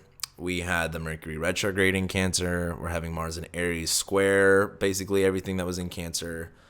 This new moon in Cancer is like finally realizing, what's its terms? Let me figure out. I need to figure out what terms. I think it's in like, what are the last terms of, hold on, let me Google this. Does anyone out there remember what, let me pull this up. I can't remember what the terms of the last couple degrees of Cancer are. Give me a second. Because I wanted to see. It's either Saturn or Mars, but I can't remember. So let me pull this up, because I don't know how to do it on Astro Gold. I'm still learning how to do Astro Gold because I am a nerd, or I'm a goon. What's the word I'm looking for? Where you don't know what the fuck you're doing. We're gonna do the Egyptian terms because fuck all the other terms. Yeah. What are the terms? Oh, where is it at? So Saturn. They're in the terms of Saturn, of course. So Saturn, thank you. Of course, I see that right after I already looked it up. So new moon in Cancer in the terms of Saturn, literally noob. Thank you. Literally in the opposite sign as Saturn, or opposite sign as Saturn, opposing Saturn exactly in its own terms. I'm saying all this is basically this new moon is like when you finally realize what you need to do and you actually have to do it. Like, this is when it's like, oh man, I have to do that now. I can't just like pretend to like take care of myself. Like the self-care trend that got really popular over the past year and a half of like shopping, or like I don't know, just the bullshit excuses of self-care. Like people are like, oh, I'm doing this to take care of myself. Like I'm watching Netflix to take care of myself. Like Netflix is like how you mentally degrade yourself, and also how you emotionally degrade yourself when you're watching all the bullshit they fucking put out and they tell you it's okay and that this is how society works and shit like that. This is self-care in the sense of like what it actually looks like. And that's like setting boundaries, like being hard-lined about like, when we talk about Cancer, I talk about the crab, right? And its shell. There is a clear boundary between the inside of this crab and the outside of this crab. And it is a very hard shell between the two things. It's very soft and tender on the inside of a crab. It's very hard on the outside. And there aren't like holes in a crab where like things can like slip in and out of place. No, you can't just pretend to relax and have fun. I was reading another book, Deep Work, and it's literally about how like science has proven that leisurely activities, if they are planned and scheduled and they're actually things, are better for your mental and emotional health. Like just relaxing and literally laying on the couch not doing anything is so much more detrimental to your mental and emotional health. Like it's not good for you at all. It's actually not relaxing at all. And it actually stresses you out more because you don't know what to do with yourself. I know it's like everything we were told was fucking wrong, right? It's like what we were told was set up to where we just spend more money on capital, on, big businesses, right? So they can make more money. I'm sorry, I'm a Gen Z at heart. And I want to say with this new moon in Cancer, it's in the terms of Saturn, it's opposite Saturn. So it's really being manifested through this lens of Saturn, like, right? Saturn's in Capricorn. Like, what are we fucking doing here? Like, what is getting in our way? Where do we feel limited by? Where is the ceiling at here? Where is the cap? Like literally the cap. Atomic Habits. Let me write that down. Atomic Habits. That sounds cool. I haven't heard of that book yet. I will definitely read it. I was reading Deep Work by Cal Newport because I just read his book Digital Minimalism, and then I'm also reading this book. Everyone says read this book. It's okay so far, but I already know most of it. But when we talk about Capricorn, what is the cap? What's the limit? What are we actually like? What's the law we're laying down here? What's the rules to the game, right? How do we actually apply this shit? And this is Saturn retro season. I'm not really a Marxist. Communism doesn't really work that well. I have different opinions on that. Just I think for myself on those terms, but and I also think seizing the means of production would like. I kind of like having things at the moment. But anyway, so what are the rules to the game here? What are we actually trying to accomplish? When we are doing self-care, when we were setting, and this is a new moon in Cancer, right? Like, what are we trying to take care of? What are we wanting to protect? What are we wanting to nurture? What are we wanting to defend here? Saturn and Capricorn has to have a rules to the game. What's the goal? What's the objective of the game here? And that new moon, this isn't a fucking joke either. Like, this is the exactly opposite Saturn. Like, let's go minute by minute here. When does it exactly perfect? Because it might be. I just want to see how many minutes it's off. So it'll be at like 27 or 20. There we go. So literally 13 minutes off. So this is when it's exact. And of course, oh gosh, intense. That's the way she fucking goes, boys. That's for sure. This is a shitty-cane. A shit NATO. But I think at the end of the day here, this is very much setting, and I think also like on an American sense of like what you'll see on a mundane level is like what actually needs to be done. Like if we need to take care of our people, if we need to take care of this, we need to take care of that. What the fuck do we actually have to do? What is our objective? And also it's like, for example, if we want to take care of ourselves, we have to limit ourselves. We have to have we have to have a thing called discipline, which apparently isn't a thing anymore. Like we just don't like having discipline, and we live in this society that tells us we can do anything at any time that we want, and it's okay to just give up all the time. Like this is a time of focus. Like if you want to take care of yourself, you have to have discipline. You have to be able to lay down the ground rules and be able to do the work and dedicate yourself to what it takes to do what it takes to take care of yourself. Like that's what I think this really comes down to is like literally dedication, commitment, and having the discipline to take care of yourself. And taking care of yourself looks like cutting things out. Like, are you eating too much bullshit? Like, for me, like I wanted to take care of myself and I stopped fucking smoking nicotine. I was smoking a pack of Juul pods a fucking day. And I wasn't drinking or smoking weed that much, but I was like, this isn't taking care of me. And so I wanted to like get rid of all of that shit, right? And there's still more shit I need to fucking get rid of because the self-progress and self-care never fucking ends. Like it's not necessarily something that you like when it comes to like quitting nicotine, right? Or like going sober. You can't just say, "Oh, I'm going to try it today and we'll see what happens." Like, it's discipline. You've got to actually like go an extended amount of time. And I'm not saying you guys need to do this type of shit, live your life. But what I'm saying though is that if you want to take care of yourself, it's not something that you just decide in the moment and then you give up if it gets too hard down the road. Like, you got to know that it's going to get hard, but you know that the decision that you're making is for the better. Like, saying no is for the better. And that's kind of like this new moon in Cancer opposite Saturn. It's like saying no for the better, which sounds counterintuitive, but like, again, like I said before, less is more and more is less. The more you could say no to, I think at this time is going to be better here. Yeah, reparenting yourself. Like that's a really good fucking point. I think that's going to be a big thing. There was another astrologer that actually said that. I forgot who. But just like reteaching shit that like, your parents taught you, like the way that they address shit, right?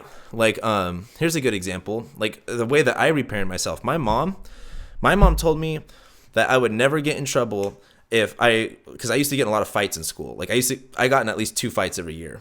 And my mom was like, you'll never get in trouble if you don't throw the first punch, but also walk away from every fight. She's like, if someone's bothering you, just walk away. You know what that taught me? That literally taught me to walk away from all of my conflicts, to just avoid them. And it's funny, my mom's a Sag rising and I'm a Sag rising. So I'm like, oh, I can pick that one up super easy. And then I started realizing, I'm like, I'm just running away from all of my problems. I can't run away from conflict. I can't run away from, if someone's giving me a fucking problem, like, I need to fucking say something. And especially when I was like a young boy growing up and I had other dudes telling me that I was this and I was that, and I would just walk away like that. What that did to my self-esteem, oh my God, it just crushed me. And it wasn't until I realized I was like, no, I need to be a fucking man and actually stand up for myself, not because, it was for no other reason but to prove to myself that I can defend myself, that I can fight back. And as an adult, it's so crazy. The shit that you learn as a kid sticks around with you forever. And there's no fighting that. Like, it's shit that was literally programmed in your brain, and the rest of our lives are just dedicated to figuring out which programs work and which ones didn't work.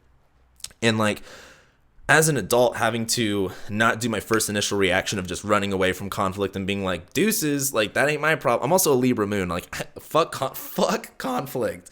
But as an adult, I have to be able to like face conflict head on, because there's no avoiding that shit. This is life.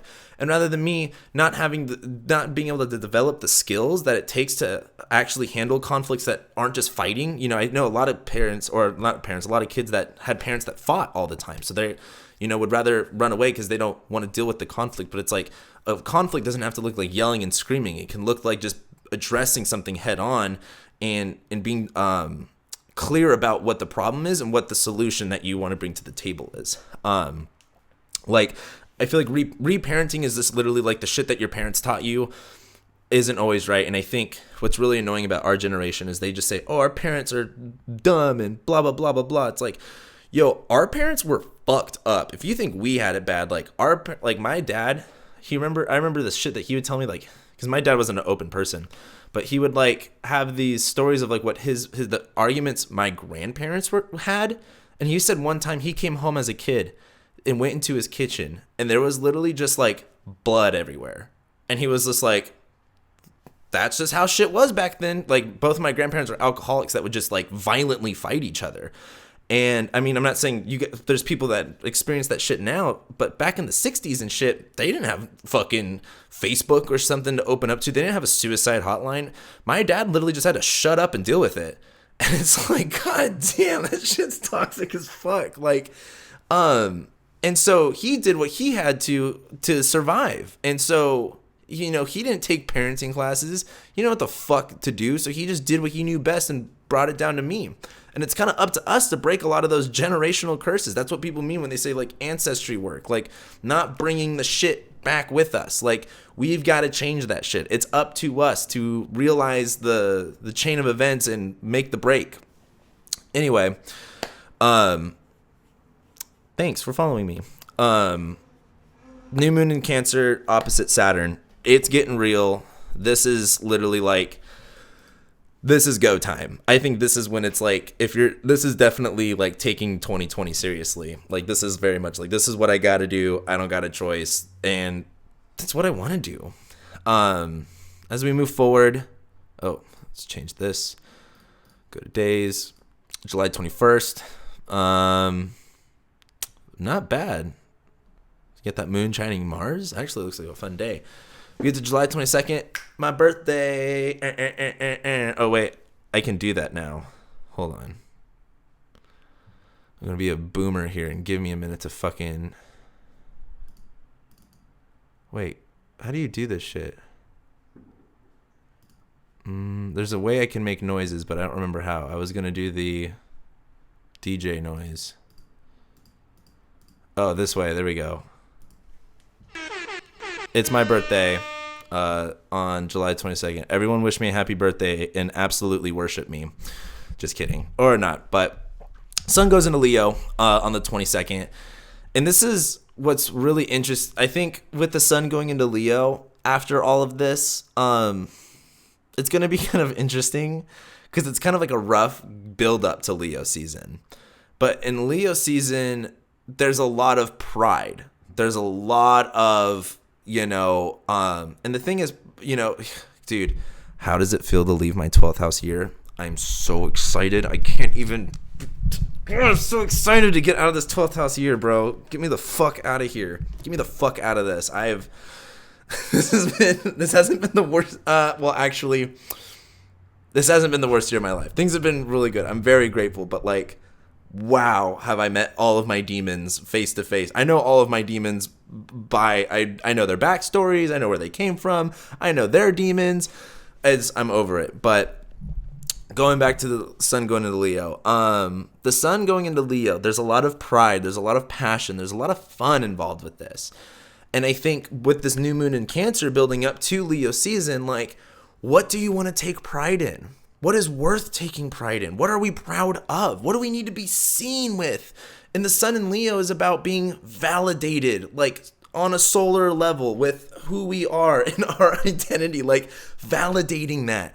And we do that through essence. We literally do that by lighting shit up. If you are I took this personal development program that was actually like really toxic, but it did help me do a lot of things. And long story short, in this one that was like 90 days long, we had a contract. This contract, it was meant to trigger you. It was meant to bring up all of the things that you thought you weren't so you can grow into it. When I played, this is called PLD. If anyone knows of Psi seminars, I went through Psi seminars. I played PLD, and they give you a contract. In my contract, this is when I was like 19. I had like a man bun and shit. Like, I didn't have shit. I wasn't even like an astrologer at this point. And my contract was, I am a wealthy, trusting, focused man, actively contributing my valuable self to the world now. That sentence, none of that was true in my life. Like, I was broke. I had major trust issues. I was literally so distracted, like, oh, shiny thing here, shiny thing there. And I wasn't doing shit in my life. And I knew that I had so much to give to this world, but I wasn't doing shit. And so I didn't decide this contract. My teammates decided this contract for me. And so I'm bringing this up because, like, with the sun moving into Leo, you've got, like, for me to be a wealthy, trusting, focused man, actively contributing my valuable self to the world now, I had to live that life. And I think with this new moon in Cancer, what do you need to take care of, and what's the game, like, what game are you setting for that? Like, what's the plan of action for that? As the sun goes into Leo, you've got to live that life. You got to be about that shit. And it's not just like, talking about it or it's not about even talking the talk or walking the walk. It's about, like, straight up being it. Like, be the energy you want to see. Be the, like, just like people say, be the change you want to see in the world. Like, be the change you want to see in yourself. If you want to be more happy, be fucking happier. Like, be more excited. Be more fucking grateful. If you want to, be more trusting, you have to trust more. Like, And and you think of it, you go, whoa, that fucking duh, right? But it's hard. And I think as the sun goes into Leo, like, we have to, on a solar level, be the things that we want to be. Like, are you proud of who you are? Because the thing is, when people lack in solar energy, they don't like Leos, right? They're like, oh, someone's confident in who they are. Fuck this guy. And it's just like, dude, get the fuck over yourself. Like if you're not proud of who you are, like, that's your biggest problem. And not only is that your problem, that's everyone else's problem too, because you're bringing everyone else down. And I think as the sun goes into Leo, this shit's different. This isn't about just being like, oh, hot girl summer, even though I think this is when hot girl summer is going to kind of kick in. This isn't just like, oh, I'm this, I'm that. This is like, if you want to be that change, right? That new moon in Cancer, what do we need to take care of? What do we need to do? Like, we can be proud of the changes that we're making. We can be proud of the people that we're becoming. We can be excited. We can be fulfilled. And we can literally feel identified with who we are. And I think this is, I don't think this is like the most crazy Leo season ever, but I think we can make this very intense. Because also, look, like, we have Mars trining the sun here. Uranus is eventually going to square the sun, but that's that could be good or bad. So there's, not really all bad. But all of this Capricorn shit is an aversion to the Leo sun, right? The sun in Leo can do its whole thing without being affected by all of this Capricorn shit. Oh, what? You guys can't even see the chart. Let me pull that up. You guys can't, like, the sun can do its thing in Leo without you even having to worry about all of this Capricorn shit. So the question becomes, it's time to step into that Leo fucking greatness. You got it. We don't got that much time on this life. Stop wasting it being sad, because we have every reason in the world to be fucking sad. Try to find ways to make it happy. And I think with this Leo season, it's like nothing's affecting Leo. Everything's an aversion to Leo. Like, sorry if that clap was loud for you guys. I didn't mean to do that. Where can we? It's kind of like Leo season with nothing, like with all of it in aversion to Capricorn, is kind of like how New Zealand is to the rest of the world at the moment. Like, New Zealand's like, we got rid of COVID. We have a great president. Everyone's like pretty fucking nice here too. And we're away from everybody, versus the rest of the world's literally like on fire, going bankrupt, starting fucking wars and shit like that. Like, be New Zealand to the world, right? Like, like that's the analogy I want to keep. Like, do your thing.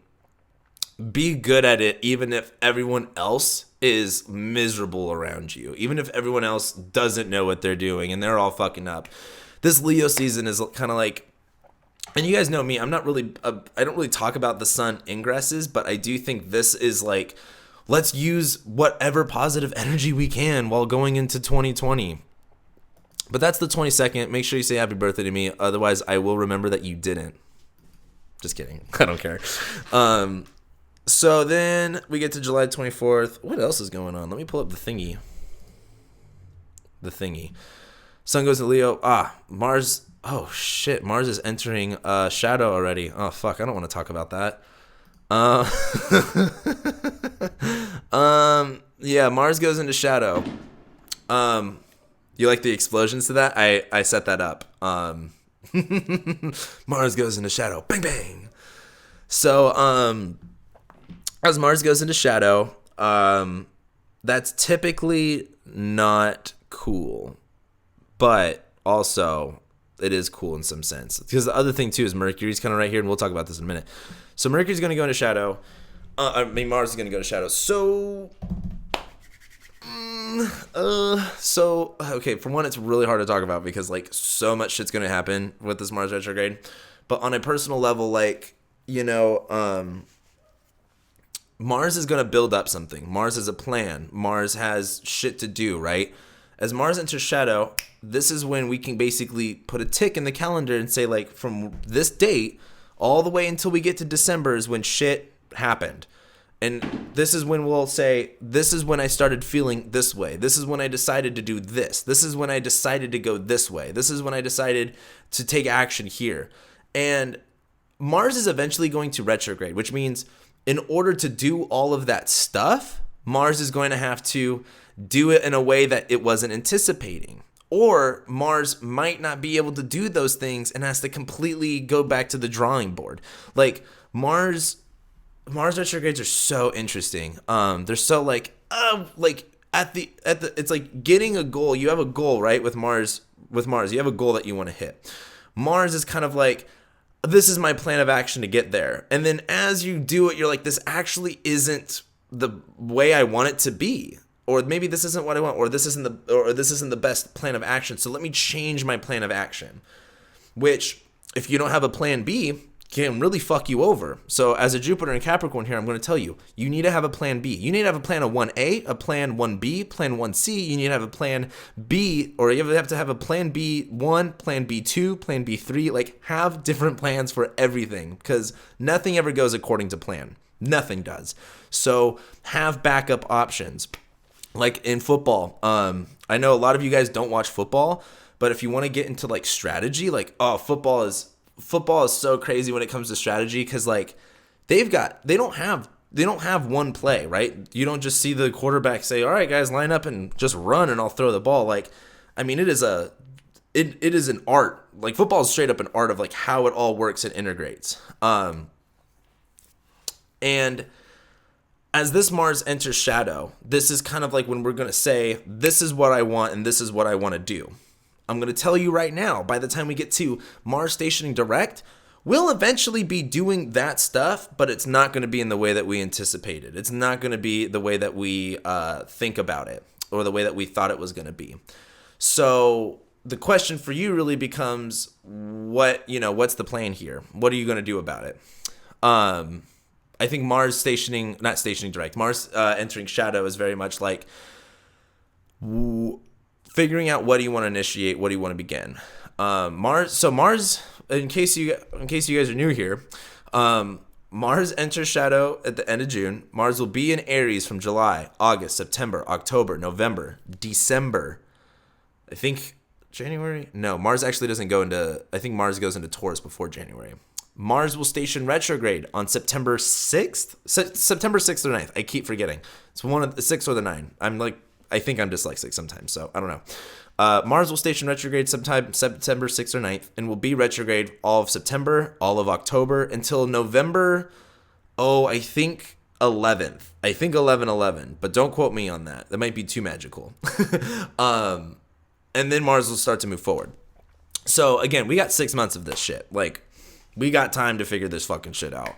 And as Mars enters shadow here, this is where whatever projects we're wanting to initiate, whatever things that we're wanting to do, this is where it all kind of begins. And so there's nothing that's like particularly, the thing is with Mars entering shadow, it's not like, oh, something's going to happen on this day. It's, you've got to pay attention to what does happen that day, because whatever does happen that day is totally going to come up in the future. And it may not be important at first.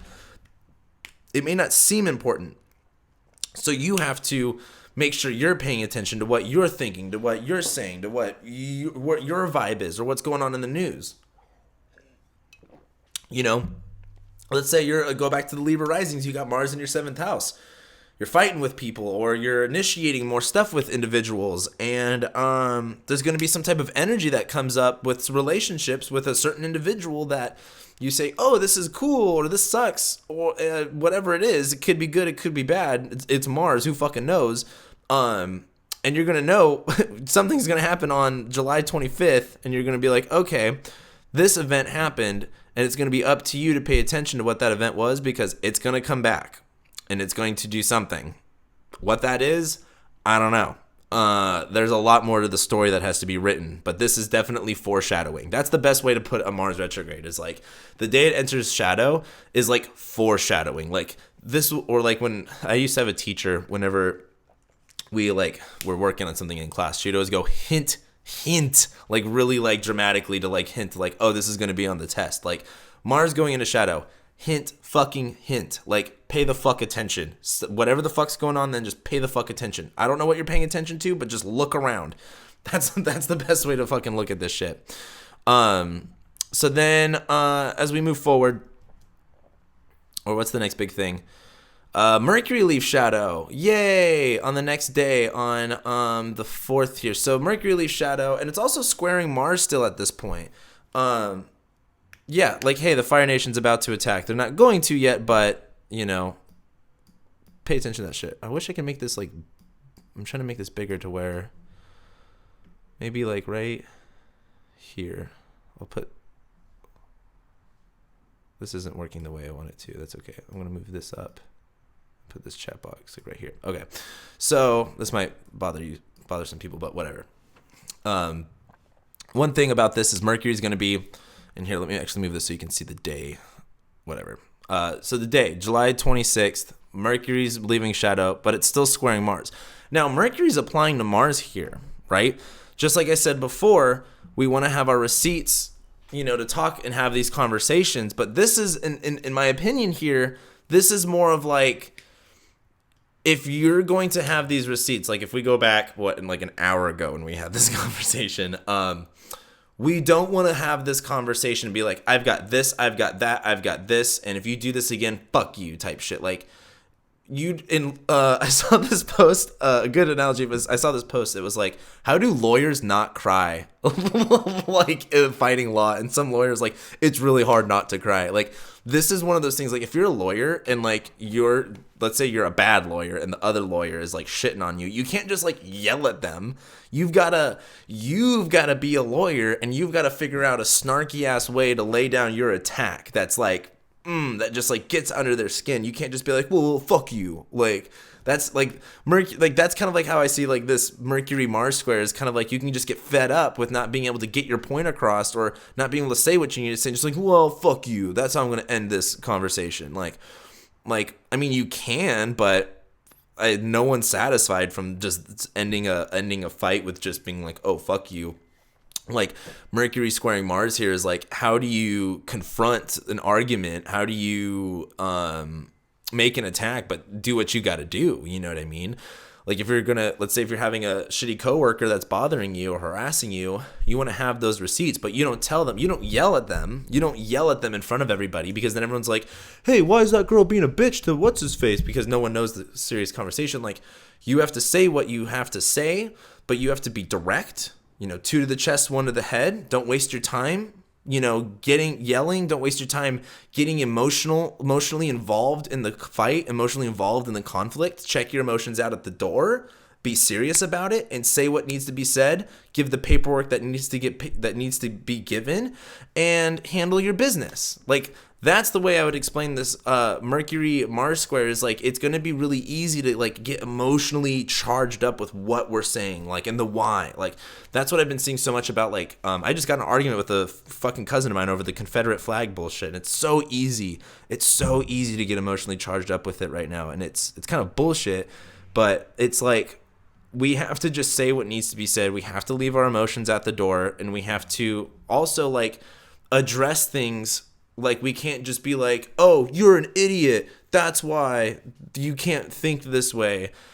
Like, you don't tell a kid, like, I always try to, I made this analogy, I think, one of my last lives was like, you know, I treat humans like babies, and you'll see how much change you can actually make in someone else. Because, like, if you go like, all right, listen, this is what you're doing, and this is the effect of it. Can you see what's wrong with that? And you actually sit grown humans down like they're little babies, because everyone is a big baby. Everyone is a baby. And you sit them down and you say, like, this is the behavior that's wrong. This is what needs to change. Like, you actually sit them down and listen to them, right? Like, you don't, I guess when a kid's doing something wrong, you don't just, like, say, hey, fuck you, kid. Just quit being an idiot. Like, that shit doesn't work. The kid's just going to be like, no, fuck you. Like, I'm going to just do whatever I want then.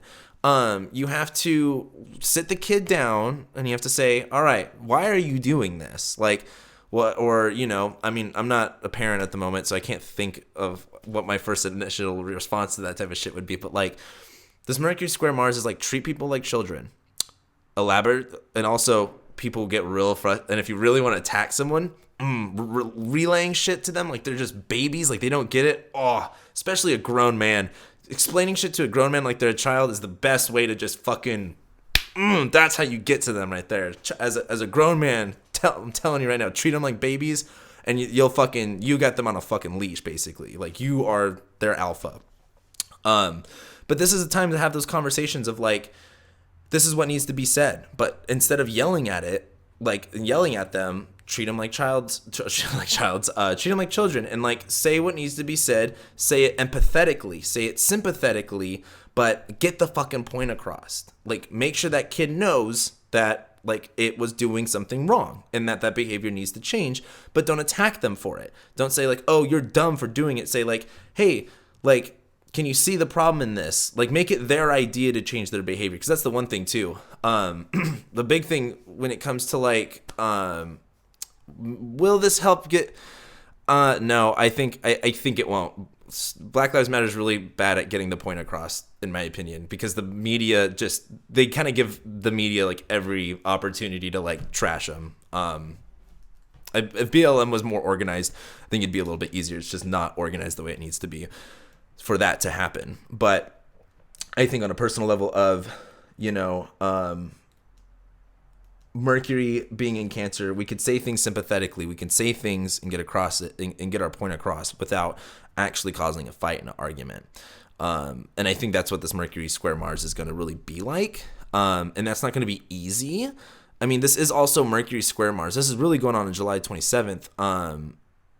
This is just when Mercury finally leaves shadow. Mercury leaves shadow. Mercury squares Mars. It's like, what did we learn? How did we learn to address what needs to be addressed? Like, instead of just talking because it's emotional, instead of just yelling at each other because we're emotionally charged with it, like, let's stop wasting our mental and our emotional energy on shit that doesn't even fucking matter. Like, say what we need to say, walk away type shit. Before, the conflict gets too intense. Anyway, as we move forward, we have on the 27th here, Jupiter sextiling Neptune.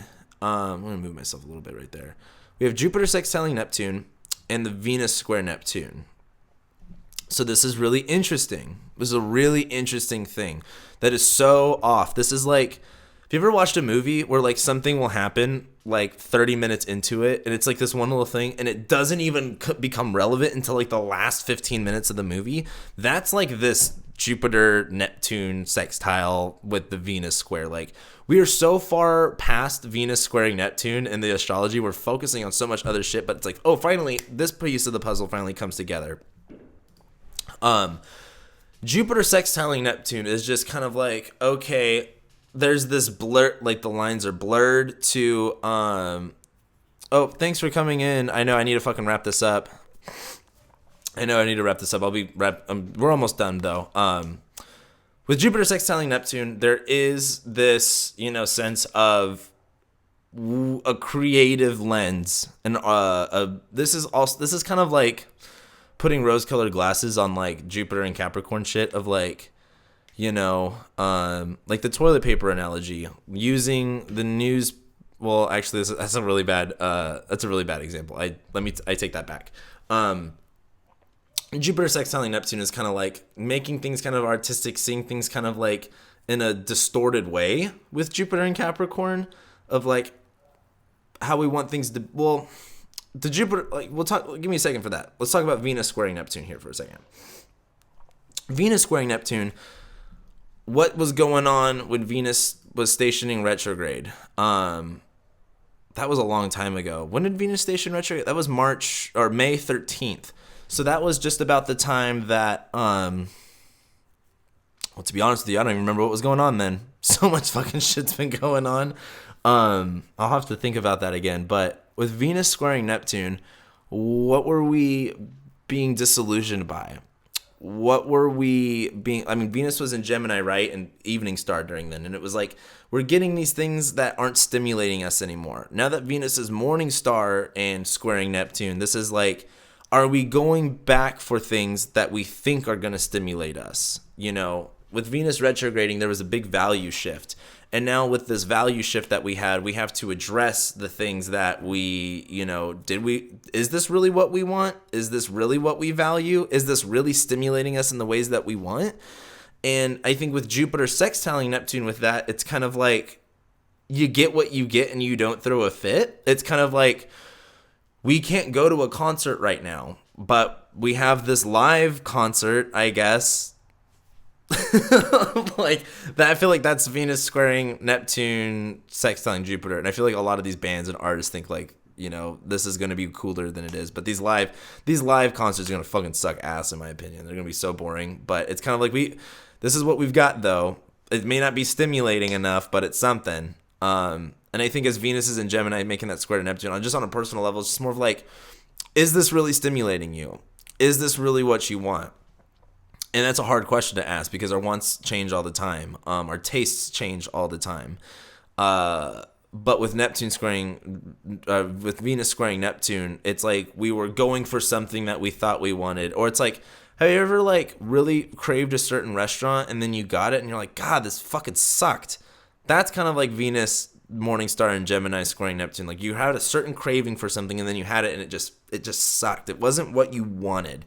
That's what's going to be like on July 27th. So just be careful, I guess, with what you're placing your value in, and I guess where you're moving forward on, what you think stimulates you. Yeah, that's going to be a difficult one. I think that's because, it's Venus and Neptune. It's like your wants and it's Neptune shit that like can be blurry, can be confusing, and I feel like that's more of a personal thing. So you guys have fun with that. I'm just going to say, you're going to probably go for the things that you want, even if you don't know if you want it yet. What's the next thing we've got going on? Oh, yeah. Venus leaves shadow. So I think as we get Venus squaring Neptune, there's this sense of like, oh, yeah, like I want this. This sounds good. Yeah. And then you have it. And then you go, oh, I didn't like that. And then as Venus leaves shadow, you go, yeah, that's right. I didn't like that before. Like I wasn't actually enjoying that. I don't know why I thought I did. And as Venus leaves shadow, there's this shit of like, what is it that I wanted? It's kind of like making that value change and realizing like what values changed in you. And I think on July 28th, it'll be a good day of reflection of like, what changed about what you wanted or what you valued? And did you see past the Neptune fog?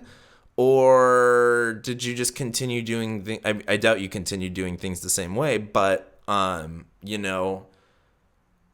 have you kind of like reshifted that value, or are you still confused about what it is that you want? And I think that confusion will eventually leave itself once Venus like leaves that square to Neptune. But I think on the end of July, on July 28th, once Venus leaves shadow, it's kind of like, all right, what did we learn? What did we figure out that we wanted? What did we figure out actually stimulates us? And what doesn't? And the hard part about this is that it's not going to be black and white. Neptune's still here. It's still very blurry. It's still very confusing. But we'll at least have a better idea of what stimulates us, of what is fun. And as Venus goes, because the other thing too is, we're not done with Venus yet. Venus still has to hit the North Node, which is like, that's going to be like really hungry for a lot of shit. And then Venus is going to go into Cancer for a while. So she'll be like really just kind of attending to her needs at the moment. So I think this is just more of like a reflection point of view, like a time to just think, not necessarily like, oh, I know, like I'm clear about what I want. I'm clear about X, Y, and Z. This is just more of like really kind of thinking about like what stimulates me, where has my taste changed, I think is a better way to look at it. Yeah. So like right here, Venus hit my 9th house. I really wanted to get my PhD during that time. Then I realized I don't know if I really do. Venus retrograde in your 9th. Yeah. Do I really want this PhD? Does this really mean what it means for me? As Venus squares Neptune for you, that's going to come up again. And I don't think this is going to be a thing where you go like, oh yeah, I totally don't want this PhD. Or you're going to be like, oh yeah, I'm totally, fuck myself. I'm going to go back and do that.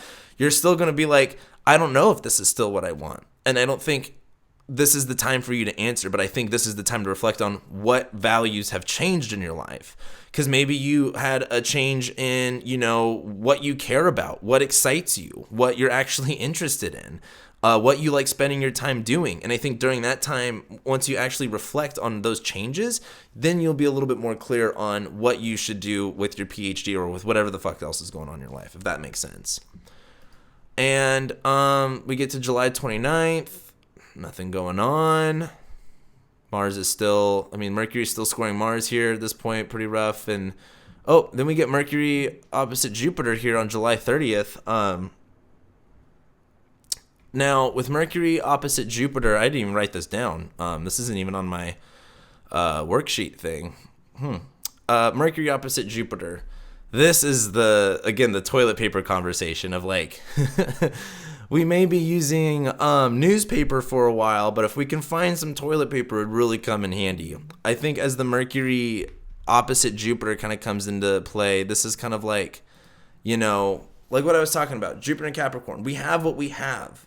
How can we use that? And with Mercury and Cancer, it's going like, I do need this. Like, this isn't, like, toilet paper isn't one of those things where you can, like, oh, I could do without that for a while, or I can, like, fucking use a sock or something like that if you're disgusting. Like, Mercury and Cancer is like, I need this. I need toilet paper. My ass needs to be cleaned. And Mercury and Cancer is also just more of like, we've already kind of reflected on what our needs are. We've already kind of thought about, what do we need to take care of? And our mindset's already in that. As it opposes Jupiter, though, there's also the sense of like, it's not like you can go and get any type of toilet paper that you can. If you've lived that life before, like, I don't know about y'all, but I've definitely stolen toilet paper from the 7-Eleven before, because toilet paper's that shit ain't fucking free. That shit's fucking expensive. And if you're fucking poor, like, I'm a fucking, or if you go to work, you're stealing the toilet paper from work. Like, that's kind of like Mercury opposite Jupiter. Like, I'm not saying go and do that stuff, but it's just more of like, I have a necessity and I may not have access to an abundance of it. So where can I get it? And that's actually probably the best way to look at it, is like, I have a necessity, a mercurial necessity that needs to be taken care of, and I do not have an abundance of its access. So where can I find it, and where can I exploit where I find it as best as I can? How can I find, how can I utilize what I have while I have it? I think that's going to, again, that's a whole month away. We have seen what a month can do in this year. So, by this point, so much shit's going to be different, right? Not a lot's going to change, but a lot of things are going to be different. So I think by the time we get to this point, we'll know what that means, I guess, a little bit more of like, all right, what do I need to take care of? What do I absolutely need? And where can and even if I don't have abundance to it, where can I find it? And how can I use it? That's kind of like this Mercury opposite Jupiter. We'll see what happens when we cross that road. And then, is there a July 31st? I don't ever remember. Yeah. What's going on July 31st? Oh yeah, and Mercury is also going to be like trining Neptune too. That's pretty nice. That's kind of cool. That doesn't really seem like too big of a deal for me. Neptune's just kind of helping the Mercury thing kind of going on. I feel bad if I just yawned, and y'all are probably yawning too. Yeah, that's July. I think, yeah, that's basically July, and then we get into August. So my question now is, I want you guys to answer this. So now that I've done the whole month of July, I did 2 hours. I plan on doing this again. But what I'm thinking about doing was, rather than doing each individual sign, if you guys want, putting your information in the chat box, your birth chart information, and I can basically go into your chart, like, like how I was like, oh, Libra risings would go through this, Pisces rising would go through that. Like, it would be cooler, I think, to be more interactive with you guys. And if you give me your birth chart information, I can let you know what's going on in your chart, and then like other rising signs can go through that, or they can experience it. It is a little late. I mean, it's 10:39 here, so that means it's at least 2 almost, or I don't know. It's almost 2 in the morning on the East Coast. So what do you guys think? I'll give you a moment. Instantly post time information. Let's see what you are. The other thing, though, too, is that if you guys all do it, I won't be able to write it all in time. So you'll have to give me one, it's definitely not going to be something I can do super duper fast. So just give me a minute, and we'll have to do one sign at a time. I won't be able to do everyone's either. Not at least all 12 of them. That's kind of a lot. 416, 71. Whoops, date. Whoops. Kristen Nunya. Like Nunya Business? LOL. Sorry if you're offended at that. I didn't mean to hurt your feelings. 3:50 p.m. Pontiac, Michigan? Hell yeah. I don't know shit about Pontiac, Michigan. All right, everyone. Here's their chart. I think I might have spelled your name wrong too. Virgo rising. Whew. Oh man. So you're gonna be having Saturn. So you're gonna have that Mars. Oh god, that Mars retrograde is gonna be in your 8th house. Ooh, damn. All right. Saturn, Pluto, Jupiter in your 5th house. That new moon in your 11th. So like this is wow. But you've got Venus on the descendant right there. Nice, kick ass. So what's going on with you? Yeah, what responsibilities and obligations do you need to take on with the 5th house with love, romance, children, art, creativity, just your wants and your pleasures, right? You're wanting to do more with that, but you only have so much. And Saturn going back into your 5th house is like, you know, also for the rest of you Virgo risings out there, with Saturn, Jupiter, Pluto going to your 5th house, it's like, what do you want? Like, and if you want that, like, you actually have to work for it. And, you know, Virgo risings are like, I want stability. And I want rules and structure. And you've got your moon and your Mars there, too. Oof. So there's this, you know, this is kind of a charged up area for you. You know, doing with what you've got, using what you have. I think Saturn going back into this is just taking more responsibility with what you want. That new moon in Cancer is going to be in that in your 11th house. That of like, you know, you're going to have to like.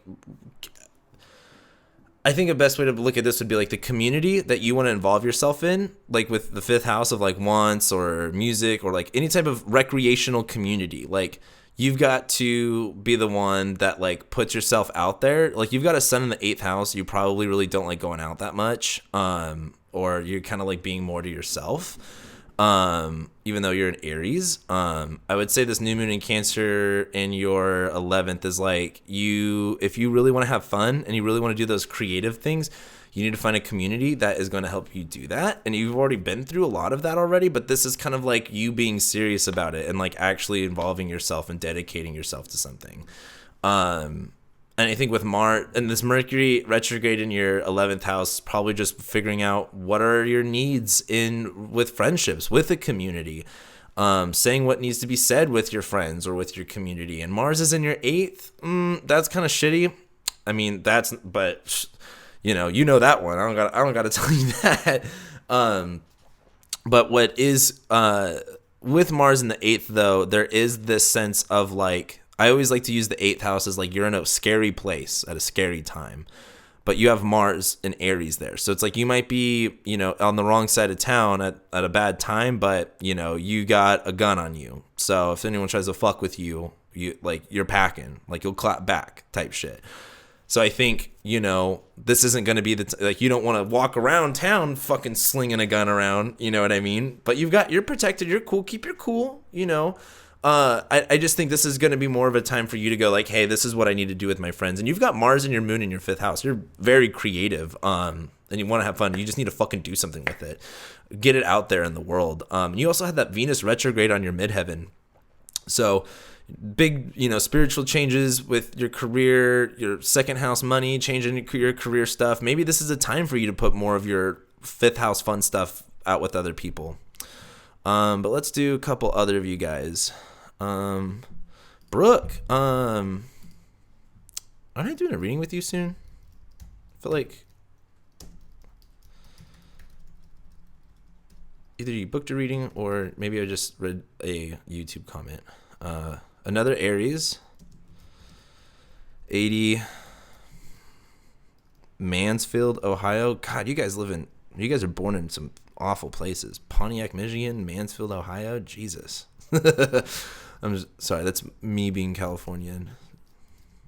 Oh, Ohio. What's the initials for Ohio? Yeah, OH. Is that? Hold on. I think I spelled Mansfield wrong. I did. Not Angola. Motherfucker. Mansfield, Ohio. There we go. Taurus rising. There you go. That ninth house shit. What are you learning? What are you educating yourself on? Florida. Like that's any better. You've got that Saturn Pluto shit going on in your wow, you had a lot of fortunes right on your sun. Look at that. Pretty happy go lucky shit right there. But that Saturn Pluto stuff for Taurus risings going back into your ninth house. So higher education. What are you learning? What are you undertaking? What are you publishing? What are you consulting? There's a lot of weight. There's a lot of responsibility there. You're a day chart. So there's some obligations and there is some, constructive criticism. There's some authority, but it's not necessarily about you feeling limited in this area. Like, it's holding you back, but this is more of like, you want to be more, have more sustainability there. You want to have more authority there. You want to have more power and control over that area of whether it's, what's been fun about being an astrologer is we're not talking about long distance travel or foreign stuff because you ain't going nowhere. You might be learning something, you might be learning something like new or something like that, but are wanting to go somewhere different. But I think at this time, this is about going like, hey, what have you learned and what have you believed? That's the ninth house, your spirituality, religion, stuff like that. Where do you need to take more responsibility? Where do you need to be more serious about and more committed to your belief system? And how do you operate that? What are the rules to your game? What are the rules to your spirituality? Mars is going to be rich. Mars is going to be in your 12th house, dude. You're going to be pissed. You're going to be pissed. You're going to be pissed this month, and you ain't going to know where it's coming from. That's been the funnest thing about you Taurus risings. This anger, just going to be there. You're not even going to know where it's going to come from. All of a sudden, you're just going to kind of spit it out at someone, not knowing where it's really coming from or why it's coming out. But that Mars in your 12th house, the 12th house is repressed, unacknowledged parts of yourself, stuff that you can't see. And Mars is anger and fights and frustration. So and Mars is your 7th house ruler, literally like your descendant ruler. So this is literally conflicts when arguments with individuals that you didn't see before, that you didn't even see what was going on before. Hold on, let me move this chat box up here so in the video you can see it later. Yeah, and I think as Mercury's retrograding too in your 3rd house of communication, this if you have siblings, definitely miscommunication with your siblings. This is a good analogy for the mechanic thing too, because the 12th house is hidden enemies, and the 3rd house is literally like driving, like short distance. So I could literally, and Mars is cars and shit like that. So if you got a car problem, be careful about what mechanic you trust. Make sure you're not going to someone new that you don't know. You also have that Venus retrograde going on in your 2nd house there, so you had a big reshift in money going on. Yeah, that's moving forward now, but with it squaring Neptune, like just don't get caught up in like what everyone else is doing. Like I was trying to explain this because I recorded Taurus's horoscope, but I that's as far as I got. And the one thing I said was like something Taurus risings might go through is like their friends being like, oh, you should spend your money doing this. But don't spend your money doing that just because your friends are doing it. Like you might involve you might just don't do what everyone else. If your friends invite you to go somewhere, don't go. If your friends invite you to do something else, don't go. Don't worry about your friends and what they're doing this month. Do you this month. And then what else? What the fuck else is going on? New moon in Cancer. Taking care of the way that you communicate, what you do, how you use what you have.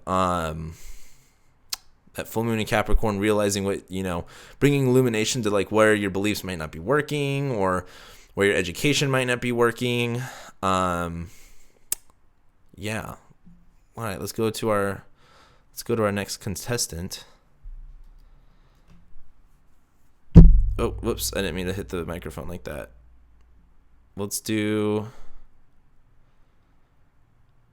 Zika 2000. Is that the Zika 2000? You sound like a calculator from like Texas Instruments.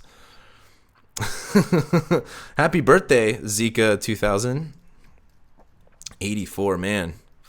The 80s. 10 p.m. San Pedro, Sula, Honduras. Whoa, what? Honduras. So you were born at San Pedro. Sorry, I gotta say it white as fuck. San Pedro Sula Honduras. Oh shit. Let's just put. Well, can I just put Honduras? Honduras. Oh no.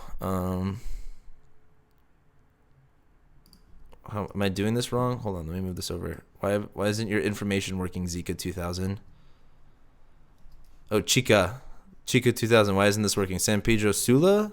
And then, oh, there we go. It worked. Never mind. I got it to work.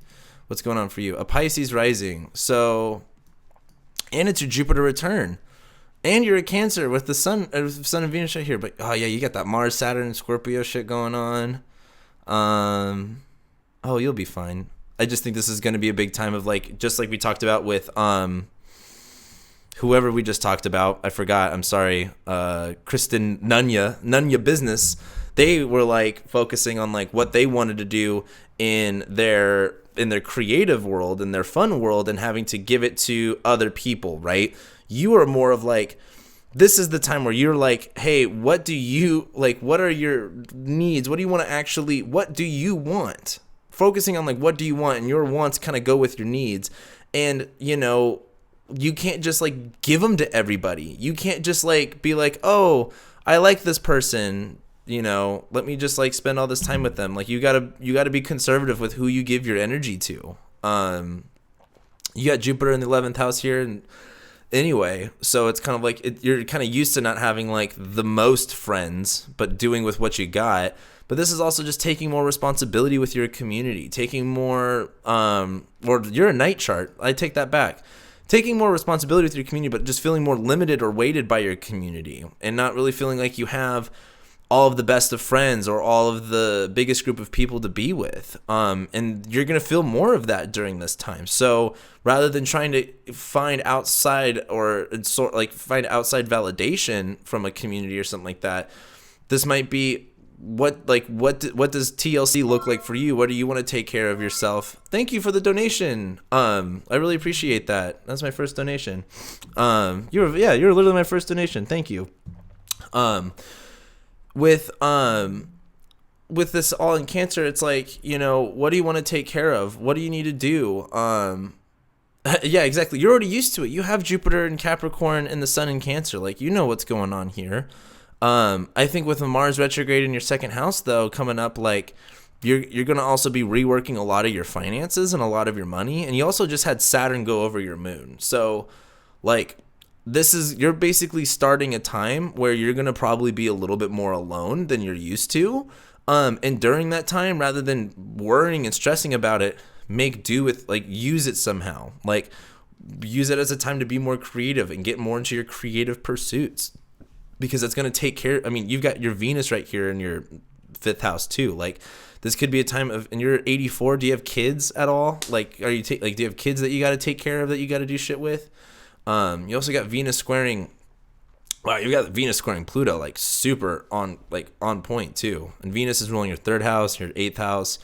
Like, you've got some shit that you're into that you've got to take care of. Maybe spend more time with your kids. Maybe spend more time just, you know. And also, your Cancer, your chart's got big mom energy for one. Maybe this time just be like big parent energy. Take care of the shit that you need to take care of, and you'd be surprised how much fun and enjoyable that can be. Fuck everybody else. Take care of what's yours. I know. I just had a client who they were like, "Oh my god, I love my kids," and then, like, right after quarantine, they were like, "I'm so fucking annoyed at my kids." All right, next person. I've got time for 2 more. Black Ember 81. You're next. You're on the fucking list. Black Ember 81. 10 8 95. What's up? You're also a millennial / Gen Z like me. 3 a.m. in Miami? LOL. What's going on for you? Leo Rising. Woo woo. What's up? Black Ember 81. What's going on for the Leo Risings out there? So Leo, oh god, you've got all that shit in Libra, and you were born on that full moon. Oh man, that full moon in Aries this October 2nd. October 2nd is gonna be lit for you. Oh, you don't have an exact time? Good night, by the way. With I you could post your chart, but I may not. You could post your information, but I may not have all the time to do it because I'm only going to do this one. I'm going to do another one. So this isn't an exact time. Well, then I don't really know. So what I will say though is for the Leo risings out there, for you, I mean, Saturn's going to go back into your 6th house. You're a night chart, so you're going to take on more responsibility. You're going to have more problems, more authority issues with people, with employees, with coworkers, with your day-to-day habits, your routine, your health. Make sure your health's in check. You also have your ruler of the 6th and the 8th, so make sure your health's in check, and that's good. This is just good. You're going to be taking on more responsibility and weight with your routine, and it's going to be hard to, we all only have 24 hours in the day, so, use what you can with it. Mars is in your 9th house. It's going to be on your south node and your moon. There's a lot of grinding going on right here. And Mercury's retrograding in your 12th house. So what are you realizing that needs to be taken care of? Like the 12th house is your repressed, unacknowledged parts of yourself. Stuff that we don't want to see, right? And as Mercury retrogrades, this is bringing shit out of there. Like, what have you realized that needs to be taken care of? What do you realize that needs to be done? And as Mars is in your 9th house here too, it can kind of go against like, your beliefs or with what you want to go towards. Like the 9th house is spirituality, religion, philosophy, stuff like that. And as Mars is there, you can be kind of getting frustrated, like shaking your fist at God kind of thing. And Mercury, bringing out this stuff in Cancer is like, well, why do I feel that way? Or why am I emotional about this? And Mars in your 9th house is like, well, I don't know what I want to do with my beliefs. I don't know what I want to do with my religion or with how I feel about this shit. And it's kind of frustrating you. And it's also charged up and you're dealing with some anger there. And so I think this month is really going to be about kind of going like, hey, this is the 12th house too. The 12th house is like, retreat, hide away, and take care of yourself and give that energy. I mean, this is your south node also speaking here. I also have a south node in Aries too. Like, just started grad school a few weeks ago. Cancer season has been mostly unlearning trauma. The ruler of your 12th in Aries, literally unlearning trauma. And you've got Mars literally retrograding on their south node. There's a big, release of shit. There's a big drain of stuff, right? Big drain of energy going on with 9th house. So grad school. Be prepared to be very drained with that shit. Like, do not. And I mean, you've also got all of this stuff in Scorpio. I love all this Libra stuff going on here. That's real cool. I like that. That's just a lot kind of going on. And not to mention, you've also got Venus and Gemini doing her thing in your 11th house. Friends, you're not really sure where you want to be doing with your friends or with your community. You're not really sure where your place is at in there, really. And that's your midheaven ruler, so your work is really involved with your community, with your friends, with, a bigger group of people with a certain interest. It just sounds like you're going to be really exhausted. And with that Mercury in your 12th house, it's like if you're going to be doing grad school and taking on more with your routine and your work, like, make sure that you're also taking enough time to like actually take care of yourself. And let's do the last one, which was am weary.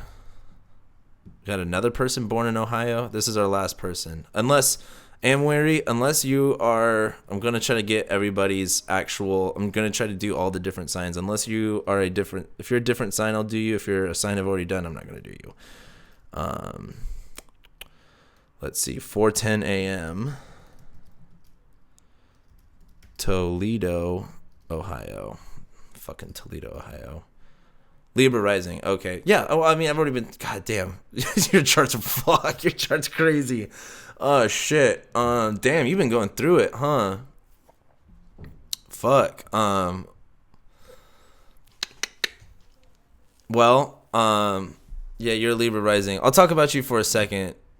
Just because your chart's so fucking intense. Well, you just started your Saturn return, so welcome to real fucking life type shit. Your big thing is, dude, relationships And also, yeah, the Mercury retrograde was like, I know, Cam. Yeet, happy 30th. Yeah, there's a there's a lot of releasing and draining of needs going on in your 10th house in your career, and your Mercury retrograding Cancer's like, maybe I need to like do shit that's, better for me. And Saturn went into your 5th house where you're like, oh, like I can't have, it's funny, my sister, she's a Libra rising and has Saturn and Aquarius in her 5th house, and she got to get sober for all of it. And I was like making fun of her. I'm like, yeah, can't have fun anymore, can you? That's like Saturn. And your Libra risings who have Saturn and Aquarius in a night chart are like, nope, you are no longer allowed to have fun for a while. Like you have to be responsible and deal with having fun in Saturn ways, like being sober, or like being sober, or like being, like just Saturn. What would Saturn find fun? Like organizing, starting a business is Saturn fun, right? That type of shit. Mars retrograde Mars is in your 7th house. Stop, try not to get in fights with people. And you're super Scorpio on the inside, super passive on the outside. Moon and Libra on the ascendant. You're like, I hate you and I would murder you, but it's okay. I will be nice. You're like, you should thank me for not murdering you. With Mars in your 7th house, try not to engage people on that way.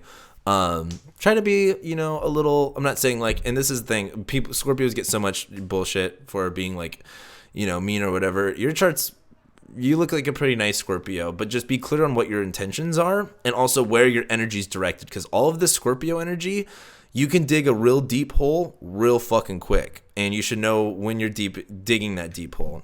But since I've already talked about Libra risings, all right, save me some time. Toenium TV, what's your rising sign?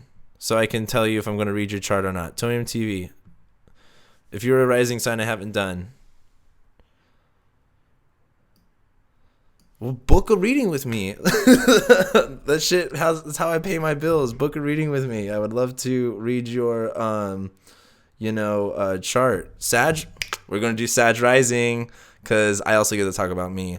Also, if you guys would like to donate to me, there's a donate button somewhere on my Twitch, and you would be feeding me, so that would be super awesome.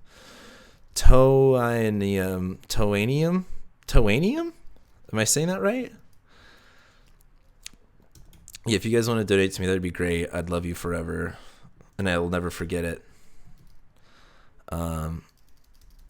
So go to the I literally don't even I don't know how to do Twitch well. If you go to my page, there should be I made a button to where you can delete. Someone figured it out, so I don't know.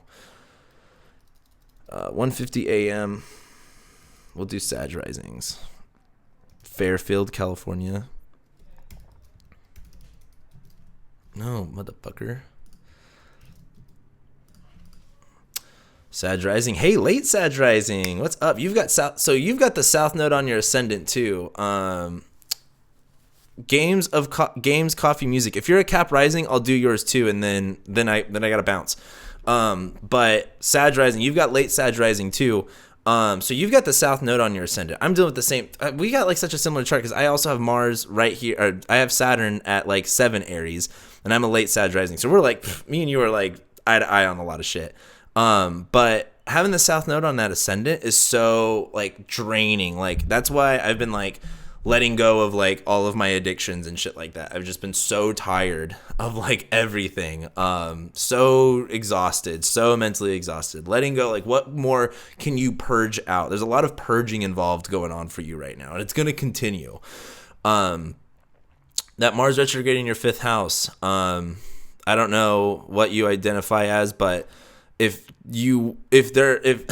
some way you can be a part of producing children, try not to be involved with the producing children thing if that's not what you want. Mars is going to retrograde on your IC. You're a night chart, so this might be a really constructive move. It's funny. I'd actually like to say Toenium ITV. I literally have. So I have the same thing, and when Uranus was on my IC, I moved 7 times, like literally up and down, up and down, up and down, up and down. It's not going to stop. It will eventually stop, but not right now. You still got a little while. It'll eventually secede here in a couple months, or a couple weeks. Games, coffee, music. I'll get to you in just a minute. Just because you're a Cap rising, I don't want to talk about the Cap rising thing. But the Mars retrograde in your IC, so something that happened for me, I have moved every Mars retrograde. The Mars retrograde in Libra was like when I first got kicked out. Then the Mars conjoining the Sun was when I moved from California to Vegas. And then when Mars retrograde in Sagittarius, I moved from Vegas to Denver. Then when the Sun conjoined Mars in Leo, I moved from Denver to Vegas. Then when Mars retrograde in Aquarius, I moved from Vegas back to Denver. And then I didn't move during the last Mars conjoining the Sun. I moved, I think, when Mars squared the Sun, or I think when Mars sextiled the Sun back here to LA. But I have this Mars, my IC is at 18, so I'm super nervous about moving too. So you'll probably end up moving, or at least having a constructive change in your household, because you're a night chart, it's a little bit easier. And this might have to deal with career topics because of a certain career thing that it may be working, or it's something that you're really reaching and stretching for, may make you move. You've got Saturn going on in your second house too, so like this move might be a financial thing. Saturn's going to literally hit your Neptune. You're like, oh, maybe I don't have the money I thought I was going to. Yeah, right. Exactly. I'm at the same point too. With Saturn going back into your second house, literally for you, you're not going to have, I don't say you're not going to have money. Money's going to be harder to come by. And what you've been dealing with the past 2.5 years of like financial strain, it's back. So do what's going to be more affordable for you. With Saturn and Capricorn in your second house, like I've been saying, less is more and more is less. Like the less that you can deal with, the more money that you can save. Because Jupiter is also going through your second house, and Jupiter's your ruling your planet. You may not have a lot of money right now, but you have enough to do something with. And I think during this time as Saturn goes back in your second house, just like what the beginning, like what was December like, what was January like, what was February like? What did you learn about your finances and your resources? And what did you do with it? What did you do with the money that you did have? And I think that's going to be a bigger thing, especially with the move, because the move, and this is something I'll be talking about next month when I do this, is Mars is going to be squaring the Saturn-Jupiter shit. So the money thing for you is going to come into play with the moving thing. But we'll talk about that later. And the Mercury retrograde in your 8th, I've been struggling with this one, dude, because Mercury's retrograding in my 8th right now too. So the thing is with the 8th house is it's in aversion to the ascendant. So you can't see what's going on there, right? Like you have to kind of feel it out. You have to experience it. It's behind a hidden corner. And you've got the ruler of your moon in the 6th. So you've probably, with the Mercury conjuncting the Sun today, you probably realize maybe like where you did want to work, what type of work that you are wanting to do, what type of routine that you're wanting to take on, self-care, like like Moon and Taurus type shit. That Mercury retrograde or Mercury going through your 8th is more of just like not knowing what to say, but knowing you need to say it. Not knowing where your debt, taxes are at. That's what I meant too. I need to pay my taxes. I'm so behind.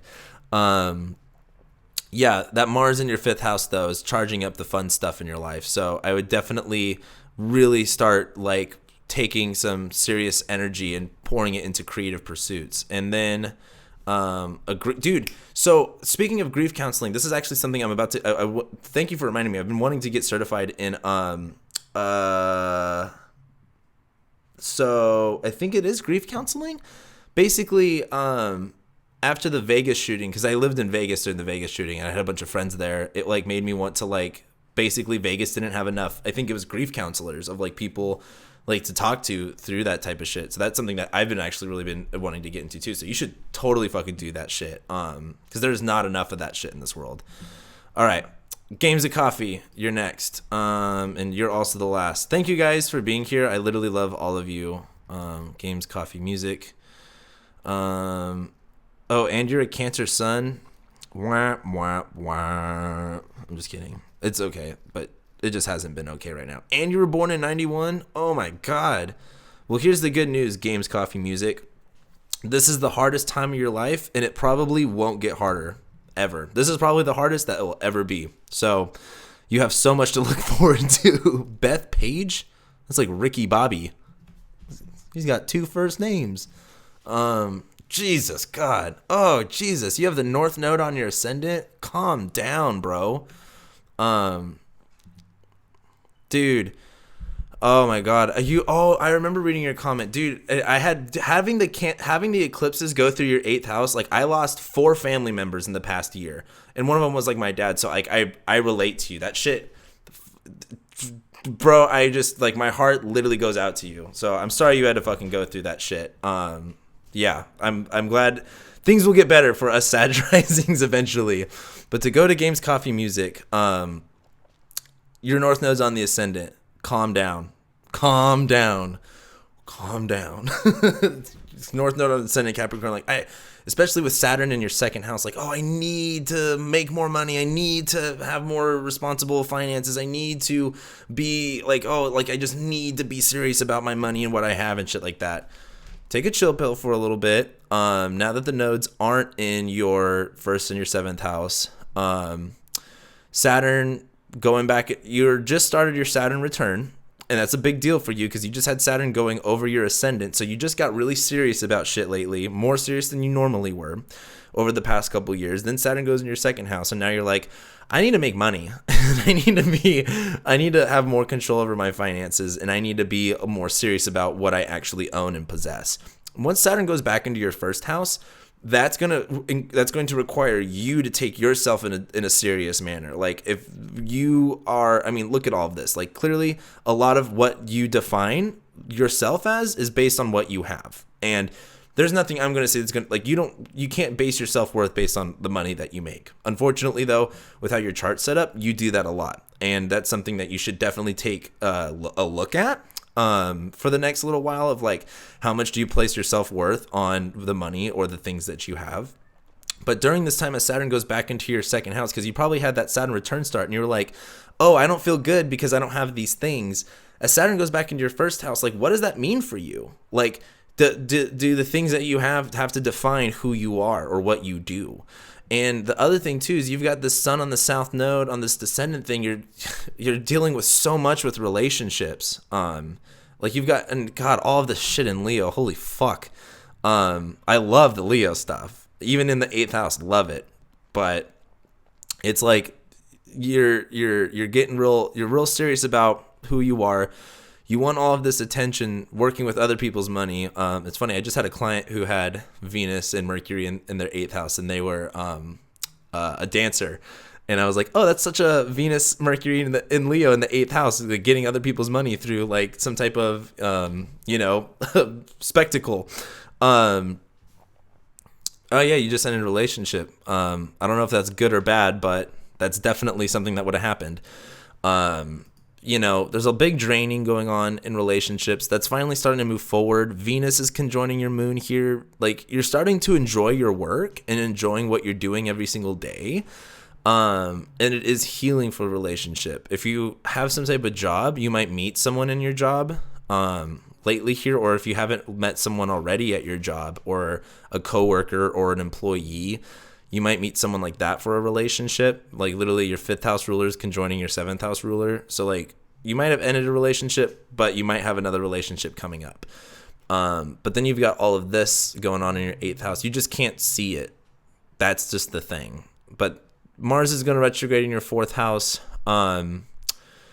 Problems with the family or your parents or your living situation is going to come up, and it's going to be squaring Saturn, Jupiter, all of your ascendant, your descendant. Don't move in with anybody. You might have problems with like roommates or just typical family issues and drama shit that you're very familiar with.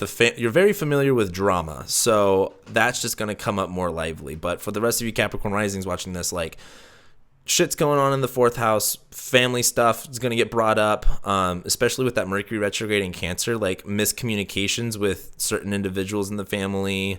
It's going to be easier to get mad at your family members or to say, something that you maybe shouldn't have said. It's going to be easier to have conflicts and fights, so maybe just like find a safe space to not be so involved with them. Take time away from them and whatnot for your own stuff.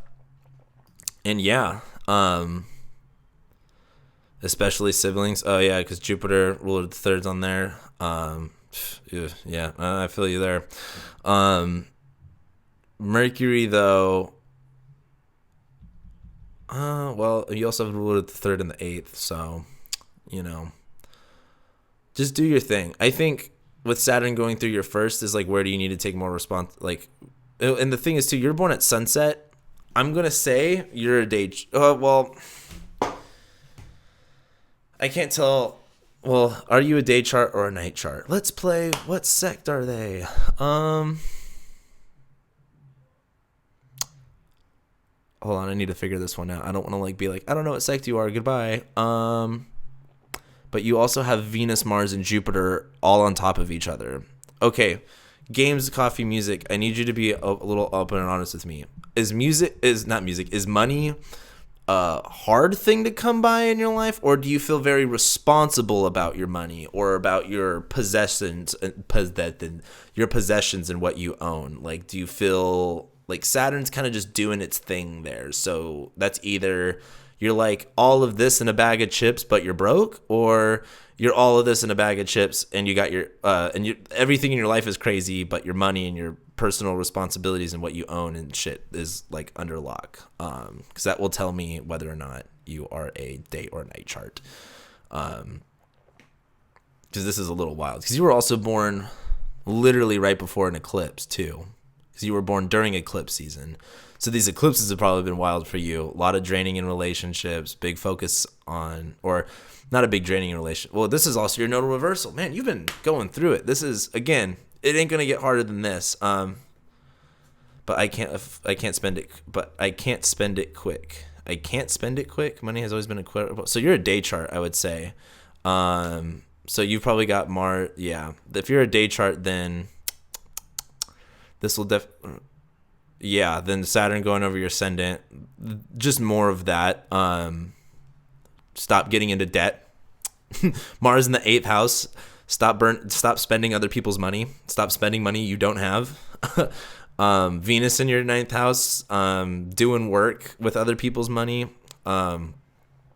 Mercury there too in your 9th house there. Yeah, that's kind of a lot going on. But anyway, Mars in your 4th, family stuff, probably going to be intense. For the next little while, for the next 6 months, you might see more fights, arguments with your parents or with roommates or with your home. And it is going to be squaring all of your stuff. So there is some like real volatility to it. So be careful with that. Yeah. And this is just going to be a time of just taking yourself, like Saturn's going to be on your ascendant and you're going through your Saturn return. You're going to be very, very Saturnian after all this is done. But, so I'm done reading charts. We're at 2 hours and 40 minutes. I don't even know if YouTube can hold a video this long. So because I'm going to upload all this to video, but, or to upload all of this to YouTube, just so you guys know. So a lot of people will be seeing your stuff, but unless I don't use your name or anything. So hopefully you guys don't mind that. Thank you guys for being here again. There should be a donate button. You don't have to donate, but if you do want to, that'd be really great. I'd super appreciate that. This was super, super fun. Like I said, I think I'm going to continue doing this each month. I don't have a schedule for Twitch yet, even though they want you to make a schedule. Like I fucking know when the fuck I'm going to do shit. And I will be doing this next month. And yeah, just trying to yes, book if you want to start to refocus on starting my business at this time. Yeah, current conditions. And I'll be doing this next month, and I'll be doing this for the rest of the month. So thank you guys for being here. I love and appreciate every single one of you. It is very late for a lot of you guys. It's like 11:30, almost 11:30 here my time, so that means it's at least 2:30 in the East Coast. But there's probably some of you guys that are in other places too. So yeah, I just want to thank you guys again. I'll be eventually doing this next month at some point, and I'll post about it. But yeah, with that being said, take care. I'll see you guys later.